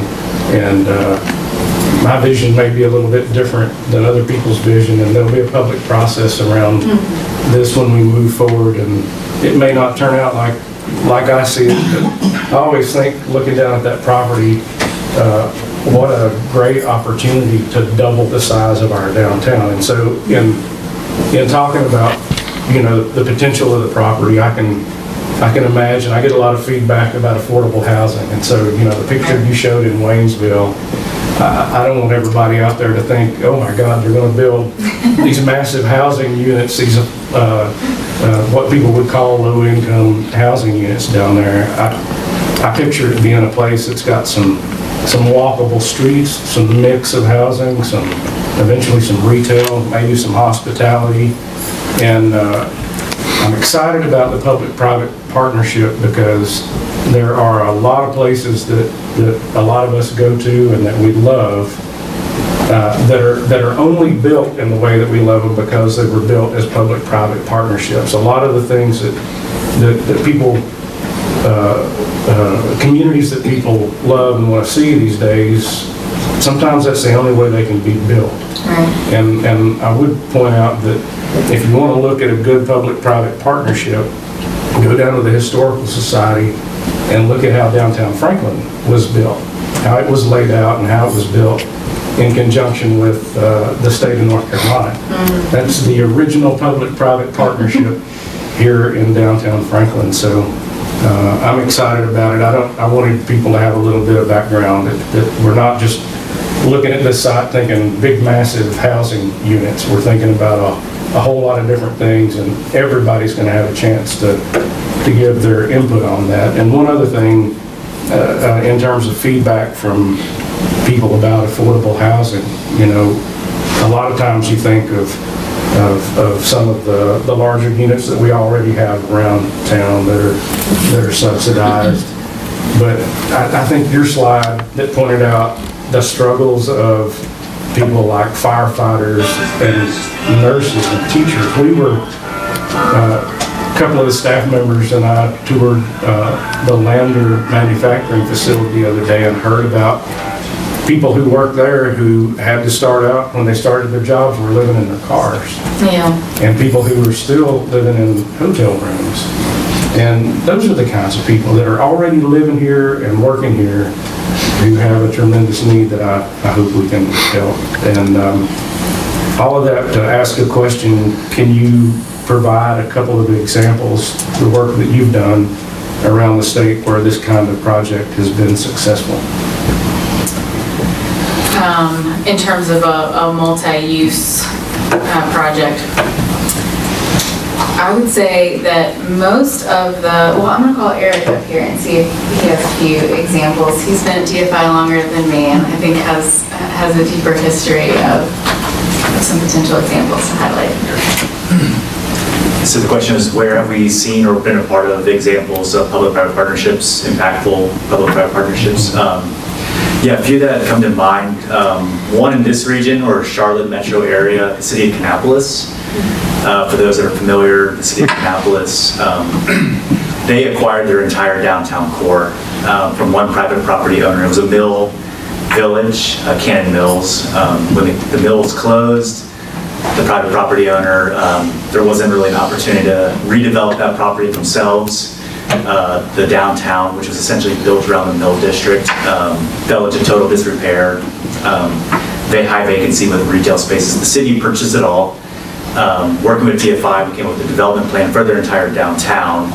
And through that work, the city invested in streetscape improvements. They brought a minor league baseball team to downtown and have realized about 3 or 4 development sites with private development dollars that met their goals for one, vibrancy with retail activity, so ground floor retail, multifamily development, to add people to their downtown core to support the retail spaces that were struggling at that time. Another one that I can think of is sort of similar to this is the town of Morrisville in the Triangle area, right by RDU Airport. Again, working with the town acquired about 20 acres of land to create a downtown from scratch. They had a vision. They wanted to see a place for gathering, for community activity, for retail to support their growing needs of their really more of a suburban community. And so what they did is they acquired their downtown. They worked with DFI. We helped them understand what their public interests were. So what is it? What are you hoping to achieve with development? They wanted to see more people living in downtown core. They wanted a live, work, play environment. And so working with them, we crafted a development plan. It took some significant public investment to realize their plan. They endorsed a strategy, which was invest in infrastructure in your downtown core, streets, parks, parking to support a mix of uses.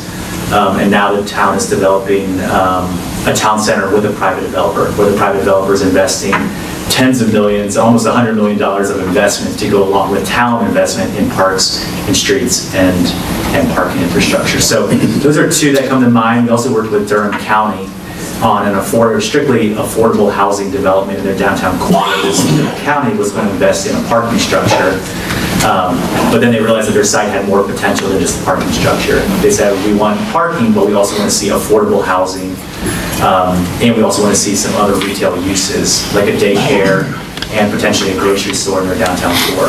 And so we went out to solicitation, which meant we put together a package of materials, including our market study, to essentially say, developers, we have a great opportunity for you. The market says there's support for and demand for these kinds of products. And then ultimately developers submitted their proposals, which then the county selected the best proposal for.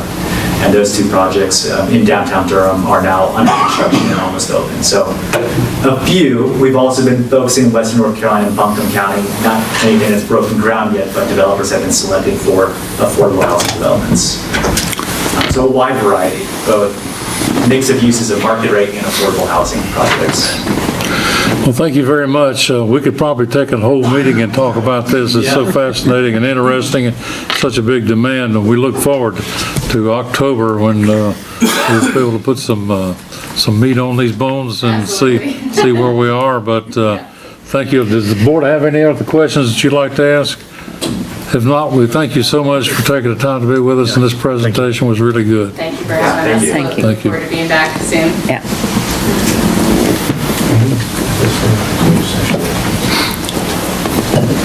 Y'all want to take a break, or are you ready to move on? Okay, we'll move on. First of all, I'd like to recognize Mr. Bill Deal, our Public Works Director, for a departmental report.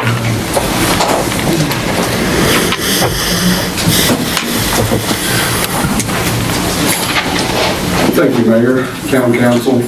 First of all, I'd like to take this opportunity to thank the council for approving the COLA adjustments for the town employees. I've heard a lot of great comments coming from my employees under me, and I just wanted to say on behalf of myself and my crews and my supervisors, thank you for that. It really went a long ways, and we appreciate that. As you can see in our monthly report, we're still very, very busy. We've just ordered another 800 3/4-inch water meters to go back to start putting more in. So we're working on a plan for Main Street sewer right now. As we know, the paving jobs are coming up Main Street in the near future. So we are working on a plan to rehab the Main Street sewer, trying to get some ideas. We're wanting to CCTV it, see how it's looking, see if we have different options for repair of that before it gets paved. Also, we have a water loop on Siler Road that is ready to go. So that's actually a project that's been in the works for a little bit of time now. You guys have approved most of that, so that will be coming online pretty soon. And to hit on a couple of things we talked about tonight, thank you for approving that wastewater pump for the pump stations. I cannot prove this, but I do believe that we had some issues when we had our county-wide power outage. It affected several of my departments, and it did not rear its head till shortly after that.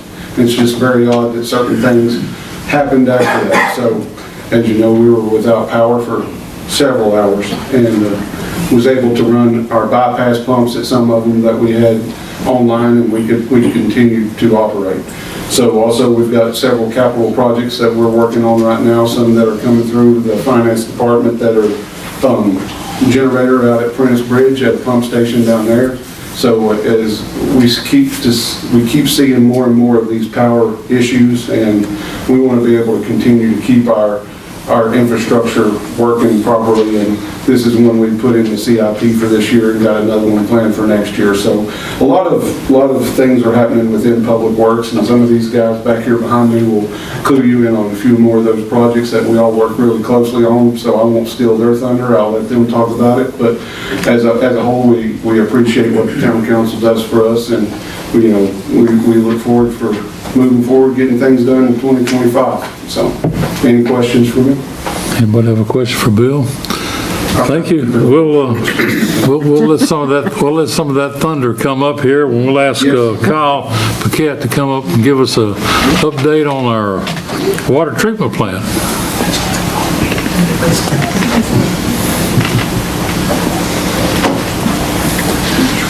Thank you. Water plant's good as normal. We have made several repairs to the water line going from our filters to the clear well. Several different spots. Some of them are small lines. The biggest one happened when I was away on vacation, and it happened to be on a 24-inch line, but one of our other operators took care of it for me. We have drained both of our sedimentation basements and washed them out. We have started doing our second round of lead and copper sampling, and we completed our annual state inspection, which our inspector seemed very happy with everything that's going on, and she was very eager to see more progress on the upgrades there at the plant. But other than that, she was very happy with everything, so we're all happy. That's all. Okay. We're still getting good grades from our state inspectors and reports and so forth, right? Oh, yes. Gotta stay on their good side. There you go. Anybody have any questions for Kyle? Thank you, Kyle. Jason Hopkins, tell us about wastewater.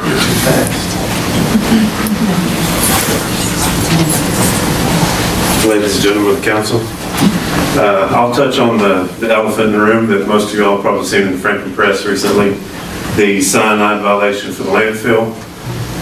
People hear cyanide and it's a scary word. Basically, the leachate that leaches through the landfill comes to the wastewater plant. It is entered into our wastewater plant. We treat it before it goes to the river. We're talking about 0.08 parts per million of cyanide. Very low number, it is the limit, but the river, it never reached the river. Our plant was able to treat it. And so the public, the environment, everybody's safe. The only people exposed to it are me and my guys. So, but you read it in the paper, and for those that don't understand, the public's safe. So, scary word, but. Important to point out that's not the town's leachate. No, sir. And it's really not even, the county doesn't produce it.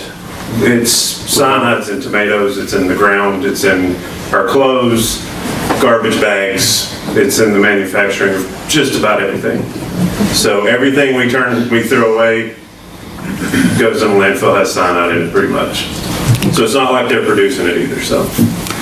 Years ago, when the landfill was built, one of the reasons it was built where it was because the sewer plant was right next door, and all the water that comes down from rain or whatever that filters through the garbage creates leachate from, like you say, different sources, and that leachate has to be treated by a wastewater treatment plant, which is where you come in. And then the agreement with the town back then and the county was that the town would treat the leachate and the county would accept your sludge. And that so saves the taxpayers about $250,000 a year. Exactly. That agreement. We are better off than most of our neighbors. Absolutely. When it comes to that. Some of them are trucking it all the way to Georgia, which is very costly to the taxpayers. Yeah. That's a good that agreement, I hope to keep on going for many years. So, absolutely. Yes, sir.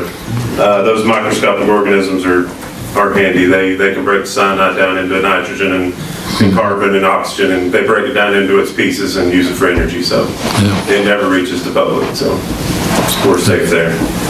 And the other note was the system performance annual review will be on our website soon. If you want to know how the wastewater system is performing.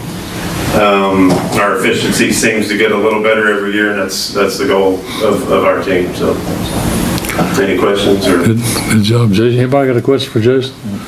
Thank you. Keep up the good work. Thank you. And last but certainly not least, Mr. Chris Waldrop is going to tell us about streets and maybe sidewalks too.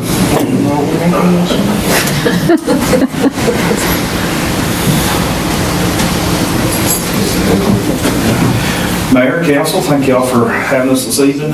First thing I wanted to start with was a big thank you to the streets crew, all that department. Everybody wants to go out, and it's fun to weed eat and mow in your yard, but if you don't have to go out and do it in the heat we've had, you didn't. My crew did, and I wanted to just publicly say thank you to them. No complaints, no waivers on whatever the task was, so I just wanted to say that for everybody. They did an excellent job. We're still in the process of right-of-way mowing throughout certain areas of town, so we'll have probably, I think we've got maybe couple of weeks of that left. So I'll keep posting where we're moving through that process at. We started removing some concrete slabs. We had a meeting end of last week at the playground site with the playground folks and the engineers, and there was some initial site work we could go ahead and get started on. So with Public Works, we've already started on that, removing some of those old concrete slabs. Friday, we've hauled a bunch of it off today, so we should be able to start kind of moving along in that process here. I know they're wanting to start delivering pieces first of next week, so that should start really moving along fairly quickly. Tonight, with the approval of Bryson's grading for the sidewalk on Iowa Street, I'll contact them in the morning. We'll set up a pre-construction meeting. Once we do that, then we should be able to start some hard dates on construction start times. We know what their weather permitting duration is, so we can move more forward with that and get all the logistics moved out of the way there. So, is there? Church Street is our street, correct? Yes. So when you're doing the sidewalk repair there, would it be feasible to do a crosswalk at Church Street? What I'm going to do this time, in this phase, is I'm going to put a ADA compliant detectable domes for going across Church Street to First Baptist Church area, then also headed up Church Street. So then hopefully in another phase of a project, I can tie one in from Church Street going back up to where we just met at Harrison. So then you have these connectors of crosswalks, ADA compliant domes, curb ramps, things like that. That would be great. Anyone else have a question for Chris? I know our town manager works closely with all of you folks every day, and I'll give her an opportunity if she wants to chime in anything on public works. No? I think we've got a great group of people in all our departments. The Public Works, they are out in the heat. We try to make sure that we keep them hydrated and good to go. We have Gatorade and water for them here at Town Hall as well as in all of their vehicles. We ask for a little bit of latitude. We understand that people want to see things that get done and get done when they ask about it, but we do have things in different priority order. We'll get to it. It just may take some time, so a little bit of patience is appreciated, but they do a fantastic job. Yeah, they do. Thank you, Amy. That completes our departmental reports, and now we can move to items from the council. We have a couple items here. Mr. Guffey and Ms. Elaine are going to team us on this one, and I'm going to refer this back to Mr. Guffey for the first item, which is redevelopment plan for Main Street. Mr. Guffey. Thank you, Mr. Mayor. While I have the floor, I'm going to say something about the Farm Hub presentation. Okay. Really quickly, there was a round of Greenway funding that went out. I think there were 15 awards in the region just a few days ago that were announced, and I've heard that there might be another round soon. And I think in thinking about that property, the Greenway ends to the north up there just across the river, and how cool it would be to have a bridge to go across to their walking trails and then connect the sidewalk out the street to meet up with their facility. I didn't think about that when you were talking, so sorry, I had to circle back. Mr. Culpepper and I, along with staff, met with the NCDOT folks a few weeks ago to talk about our Main Street. We get lots of complaints about the condition of the Main Street, including some of our colleagues here, about how rough it is. And so part of that was to check on the schedule for paving, and the other part was to talk about potential mitigation for safety. I can tell you, living here on Main Street, that there are times of the day when traffic is really fast. A couple of weeks ago, I almost got struck by a vehicle in the crosswalk because one vehicle had stopped and another vehicle was coming up the street. Must have been doing 40 miles an hour or so, and snuck up on me when I was in the middle of the crosswalk. It's really dangerous. So we had them here to talk about what we could and couldn't do. And in that discussion, they gave us the timeline for repaving Main Street, which will be that they will do the bids sometime next year in 2026, and then paving will occur in 2027.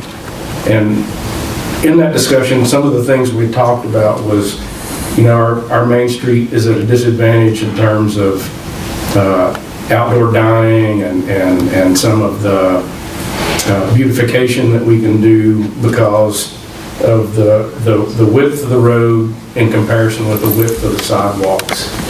And talking about that, talking about some of the speeding mitigation that we could do, what the district engineer suggested was that we do a Main Street redevelopment plan that would coincide with the repaving of Main Street. And I had this item on the agenda tonight because his comment was that we should start a process like that as soon as possible. And so I'd like for us to get the ball rolling in terms of looking at the area that we want to study, and then looking at firms who could help us do that study and what the public process would be around that study, and let's get it in place. Much like Bill's doing with water and sewer, get it in place before the paving starts. The comment from the district engineer is it's frustrating because you want to slow traffic down, you want to have all this beautification, you want to help your local businesses out by having wider sidewalks and things like that, but it's a DOT street.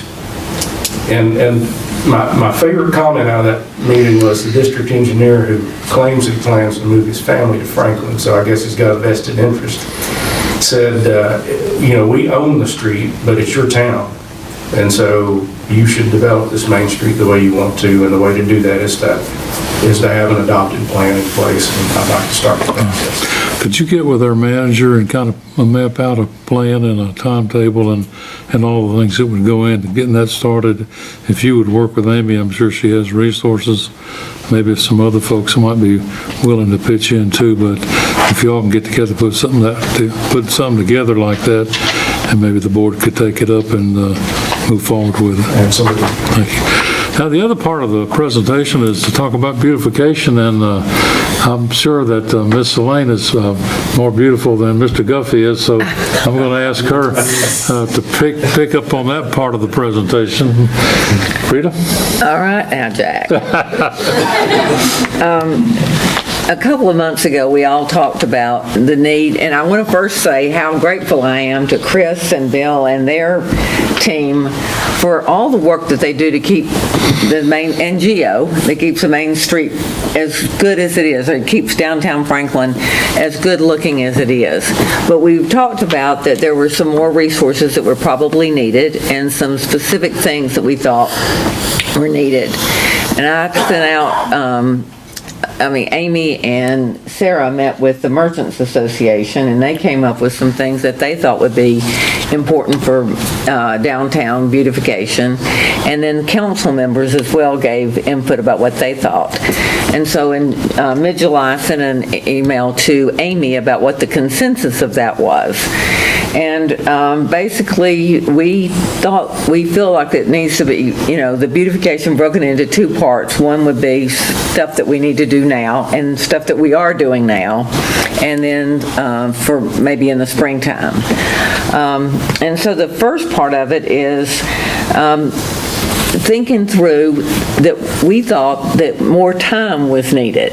And that could either be through a part-time person or a contractor. We needed more time to be spent keeping the plants on Main Street and the Women's History Park watered, weeded, mulched, and fertilized. I mean, that all takes a lot of time. I've been told on numerous occasions that people are doing all they can possibly do, so we thought, well, if that be the case, then let's supplement what they already are doing with some more hands-on, either that to a part-time person, like I said, or a contract. And then keeping all the areas in the town mowed. And I know that Chris just talked about mowing, and they do a wonderful job, but that part right here down at the bottom of Town Hill, that's not really ours to mow. That belongs to DOT, but like they said to Stacy, I mean, that's our town. That yucky looking stuff at the bottom of Town Hill, we'd like to keep that kept up as much as we possibly can. And that too would probably need some more hands-on, even though we do it now as we can. Keep the downtown sidewalks weeded. I mean, I didn't think that we had many weeds, and somebody called it to my attention, and we got about as many as we've got at my house, which is a lot. So keeping that weeded. And then pressure washing of the sidewalks. That's something that I don't think we've done, or we haven't done it in a very long time, and we thought that doing that would be something that would help the downtown businesses, that it would look better, and it would just be a better look to the downtown area to have those sidewalks pressure washed or even resurfaced as time went on. So that would be the first part of that, and we thought that maybe a contract or a part-time person, probably an RFP for a small contract to do that kind of work. And then the second part would be in the spring, as we're planning downtown, the matching flower planters. People have just, talked about them flower planters. I think some of them look very, very nice, but we've gotten a lot of feedback about just how many different kinds there are, and that maybe that should be something that we look at as a group, and that the Merchants Association as well as the Garden Club would have a lot of input on that, about what kind of, not only what kind of flowers, because the difference between one side of the street and how they get sunshine and the other side. So that would be a planning process for coming up in the springtime. And then we've heard some complaints about our trash receptacles, and so that probably needs to be taken care of. They were gorgeous when they were first put out there, but they are getting faded and we need more.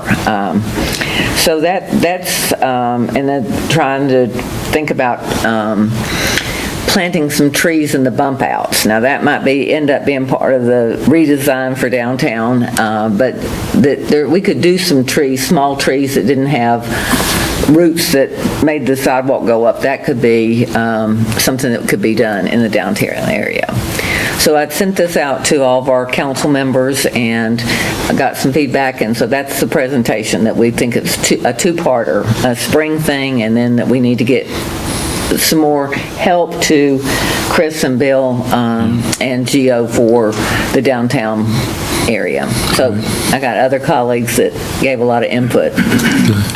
Well, thank you, Rita. Thank you for that. And, you know, we've used, I talked to some of the folks out at the Job Corps here recently, and we've used them on different occasions for different things downtown and so forth.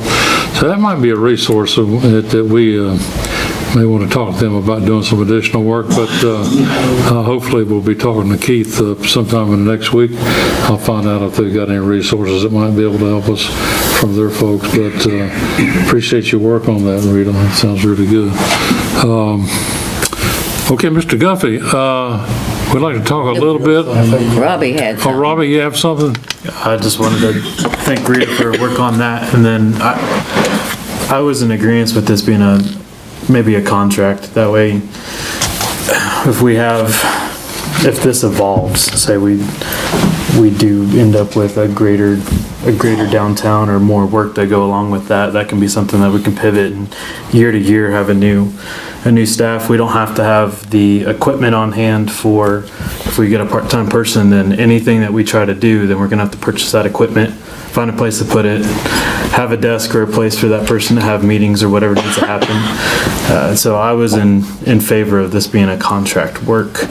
I mean, any small team is gonna bid on this, is gonna have the equipment to pressure wash, or maybe even give us some suggestions of things that they have, or things that they've done for other business areas. Yeah. So, and I will say that you did budget $30,000 in this year, in this fiscal year. It's in the current year budget. But as you said, it is easier from our perspective to do a contract, because if we have to use money from fund balance at some point, you don't use it for salaries, you use it for capital projects. Yeah. We think that'd be best. Yeah. Good point. Okay, now. So is that a deal we're moving forward then? You've given me the instruction. Okay. Yes, ma'am. Just get together with our manager, and I'm sure y'all can work out something to get this done. And I had a chance to talk to Amy briefly here just recently, and you know, there are a lot of things that we would like to do, but we have two problems: money and personnel. And they do a terrific job. Our public works guys, they do a terrific job on keeping up with everything, but with not just the water and the sewer, but also all the things that make the town look good, and we appreciate that. And sometimes we have to put a little extra. Like you say, nothing lasts forever when these receptacles get looking like they probably should have been gone. I remember a council member one time was complaining about the not here, this is another town, about the Christmas lights. He said, Amy will probably know who this is. He said, these Christmas lights look like they came over on the ark. But so things were. but there's a lot of things that get done that you don't see, and there's a lot of things that we'd like to do if there were just more money, more people, and more hours in the day.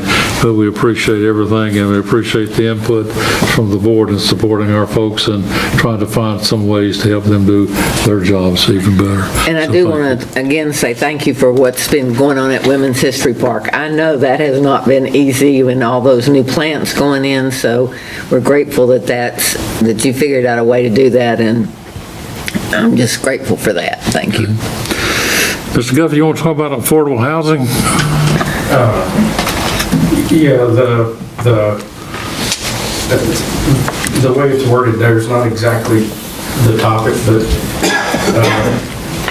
Miss Selene and I went to a housing conference a few weeks ago, and as is the case with all of these events and forums and conferences about affordable housing, one of the things they talk about is some of the low-hanging fruit in terms of what our zoning code allows and doesn't allow in terms of density in parts of town. You know, things like accessory units on property, or what they call, what are they called? Mother-in-law houses, mother-in-law garage units, things like that. And I won't take much time on this. It's just another get the ball rolling kind of thing that I'd like for us to go through our code and make sure there aren't,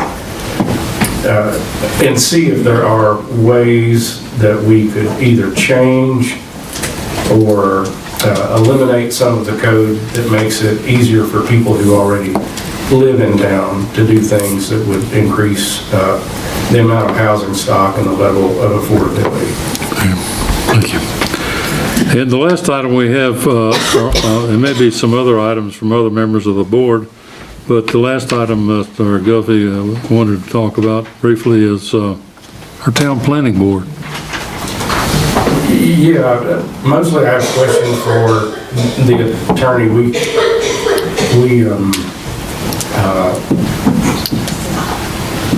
We took action on this board to recommend the reappointment of Debbie Talent and Janet Green, and Janet's been on our planning board for, 14 years, done an extraordinary job, and most recently as the chair of the planning board,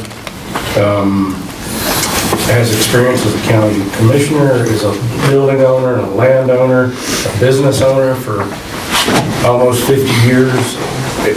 I mean, I can't say how overqualified someone like that is for the town planning board. She also served on the Board of Education. Served on the Board of Education.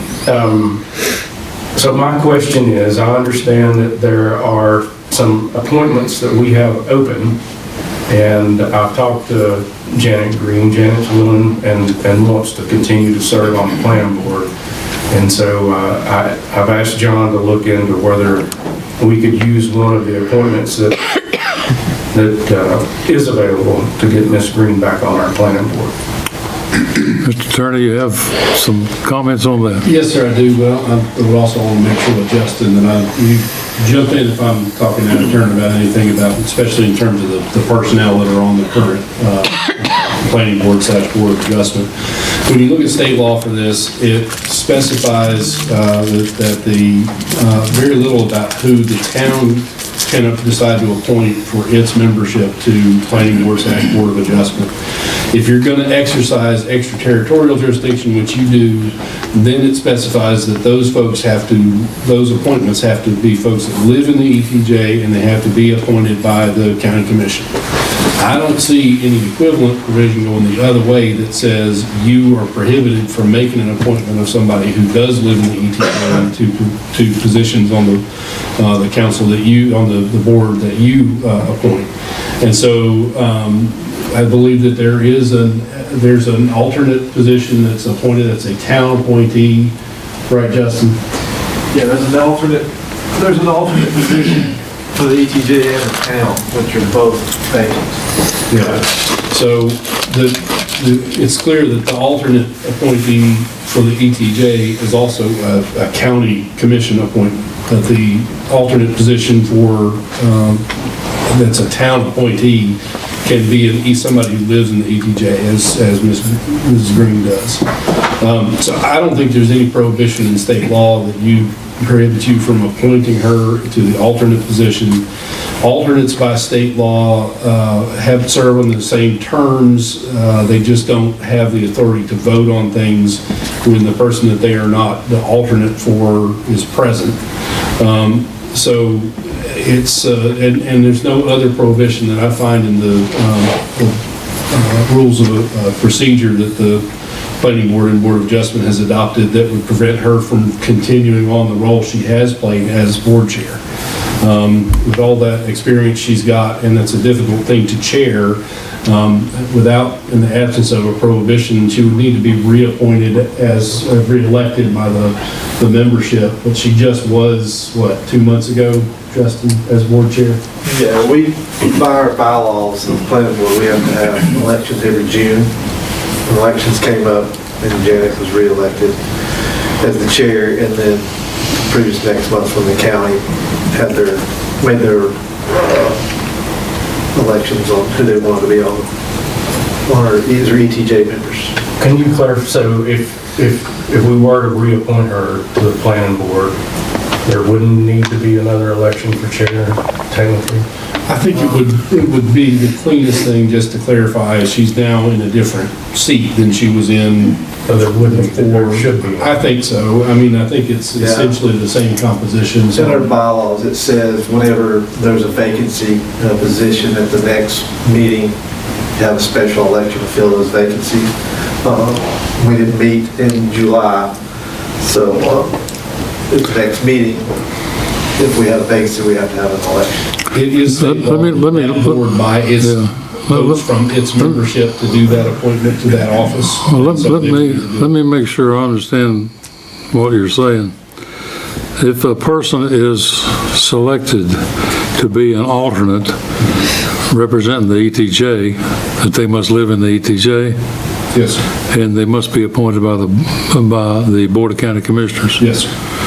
Are you saying that you can appoint somebody as an alternate for a town board member that doesn't live in town?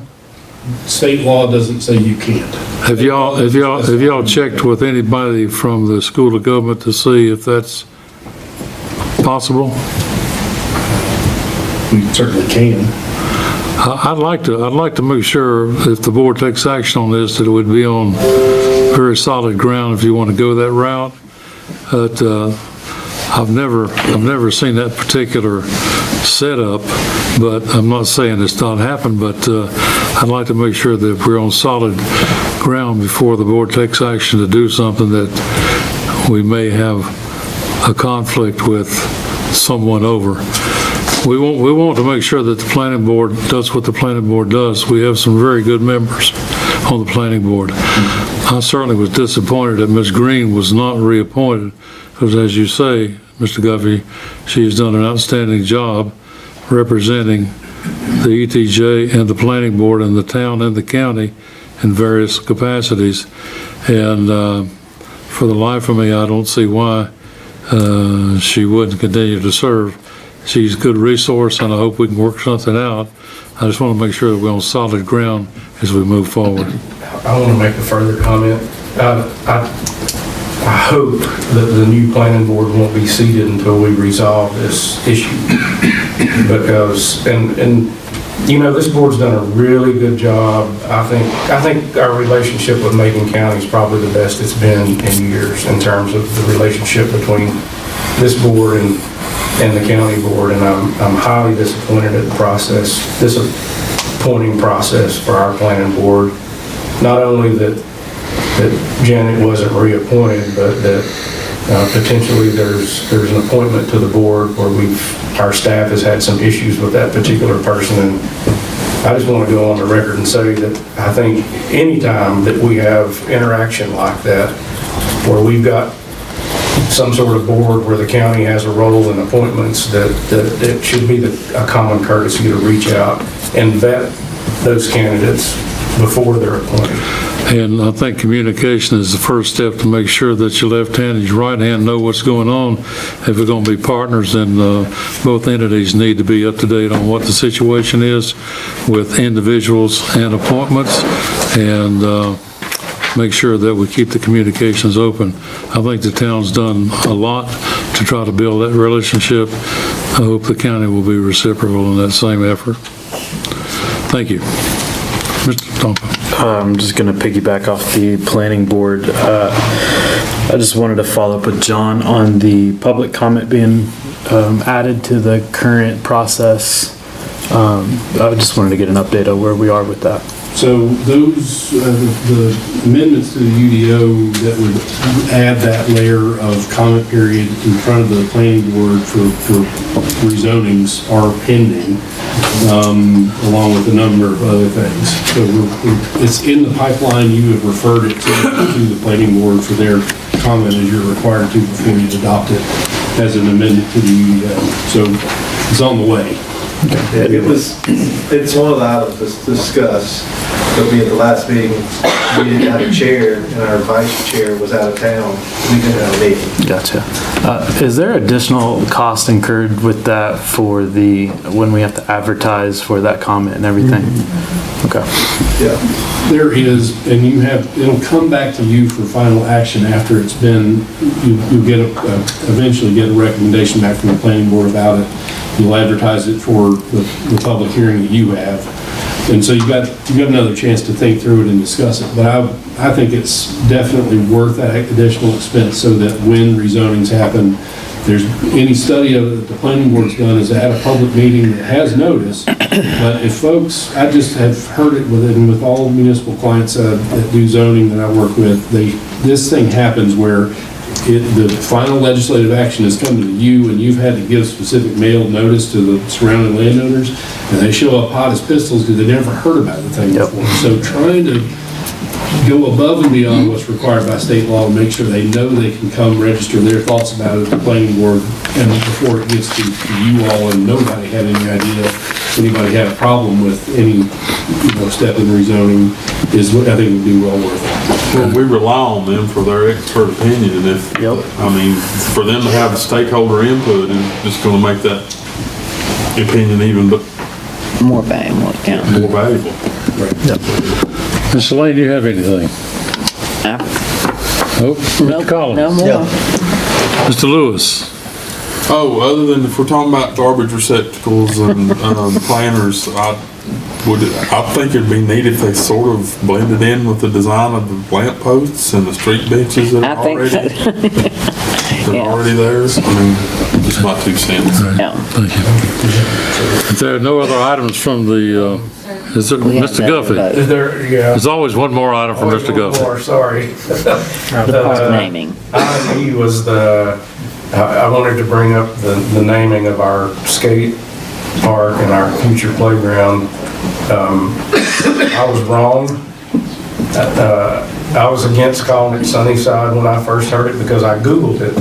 And there are lots of parks called Sunnyside, and I just sort of thought, well, that's a name that somebody's come up with. And then I got schooled by people who are a lot smarter than I am in terms of local history, and it turns out that that is a historical name for that property, and I would like for us to move on adopting that name sooner rather than later so that people become familiar with it, so that when we market it and do signage and things like that. Was that entire area called Sunnyside or just the area where the park is?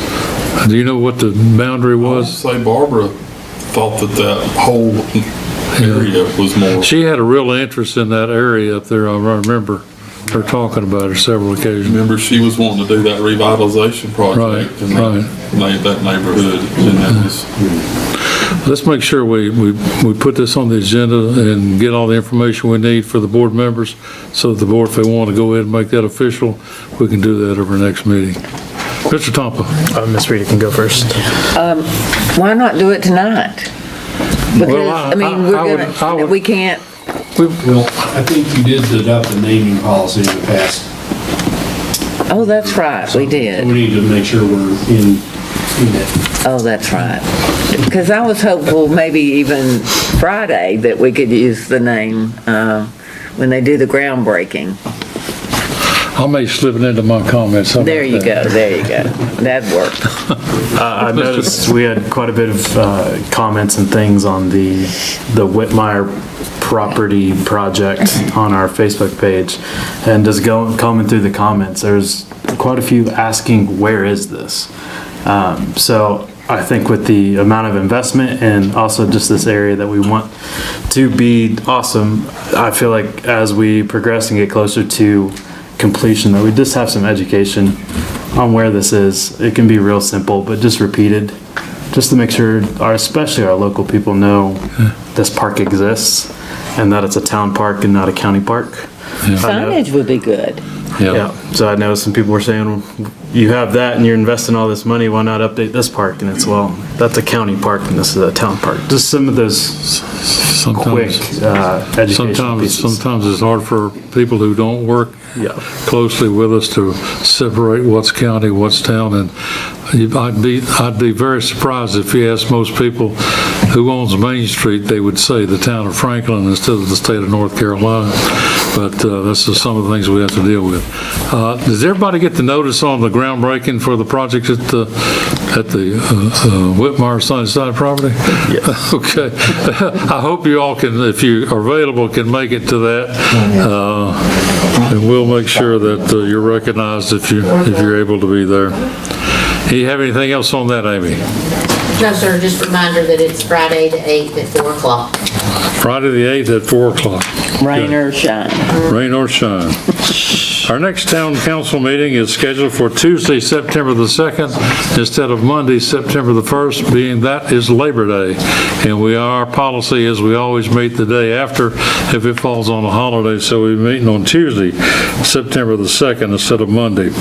Town offices will be closed on Monday, September the 1st, to observe Labor Day, and that's in accordance with the North Carolina holiday schedule. And so the last thing we have on announcements is the picking on the square, Saturday, August the 9th, Saturday, August the 23rd, and the rescheduled date would be Saturday, August the 30th, if necessary. No, we have one scheduled on August the 30th. Oh, you have one on 30th, okay. Had to cancel. So all 3 days, okay. And that's Labor Day weekend, and it's Jason Passmore. Well, it'll be a packed house that night then. All right. Okay, was anything else on the announcements that we need to bring up? If not, is there a reason to go into closed session? And is there a motion that the board go into closed session under General Statute 143-318.11 A5 to discuss acquisition of real property by purchase, option, exchange, or lease? Is there a motion? Motion, is there a second? Motion made and second. Any discussion? Hearing none, all those in favor of the motion, please signify by raising your hand. Opposed by like sign, that motion carries. We'll now take a short break and then we'll come back in closed session.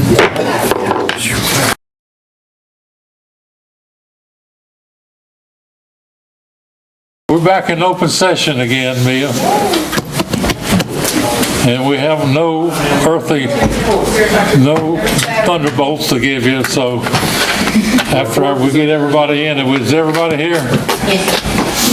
No, with no other business and nothing to report of any action from closed session, we'll entertain a motion to adjourn. So moved. We have a motion, is there a second? Don't need one. Second. Motion made and seconded. Any discussion? If not, all those in favor, please signify by raising your hand. That motion carries. This meeting is adjourned. Y'all standing down?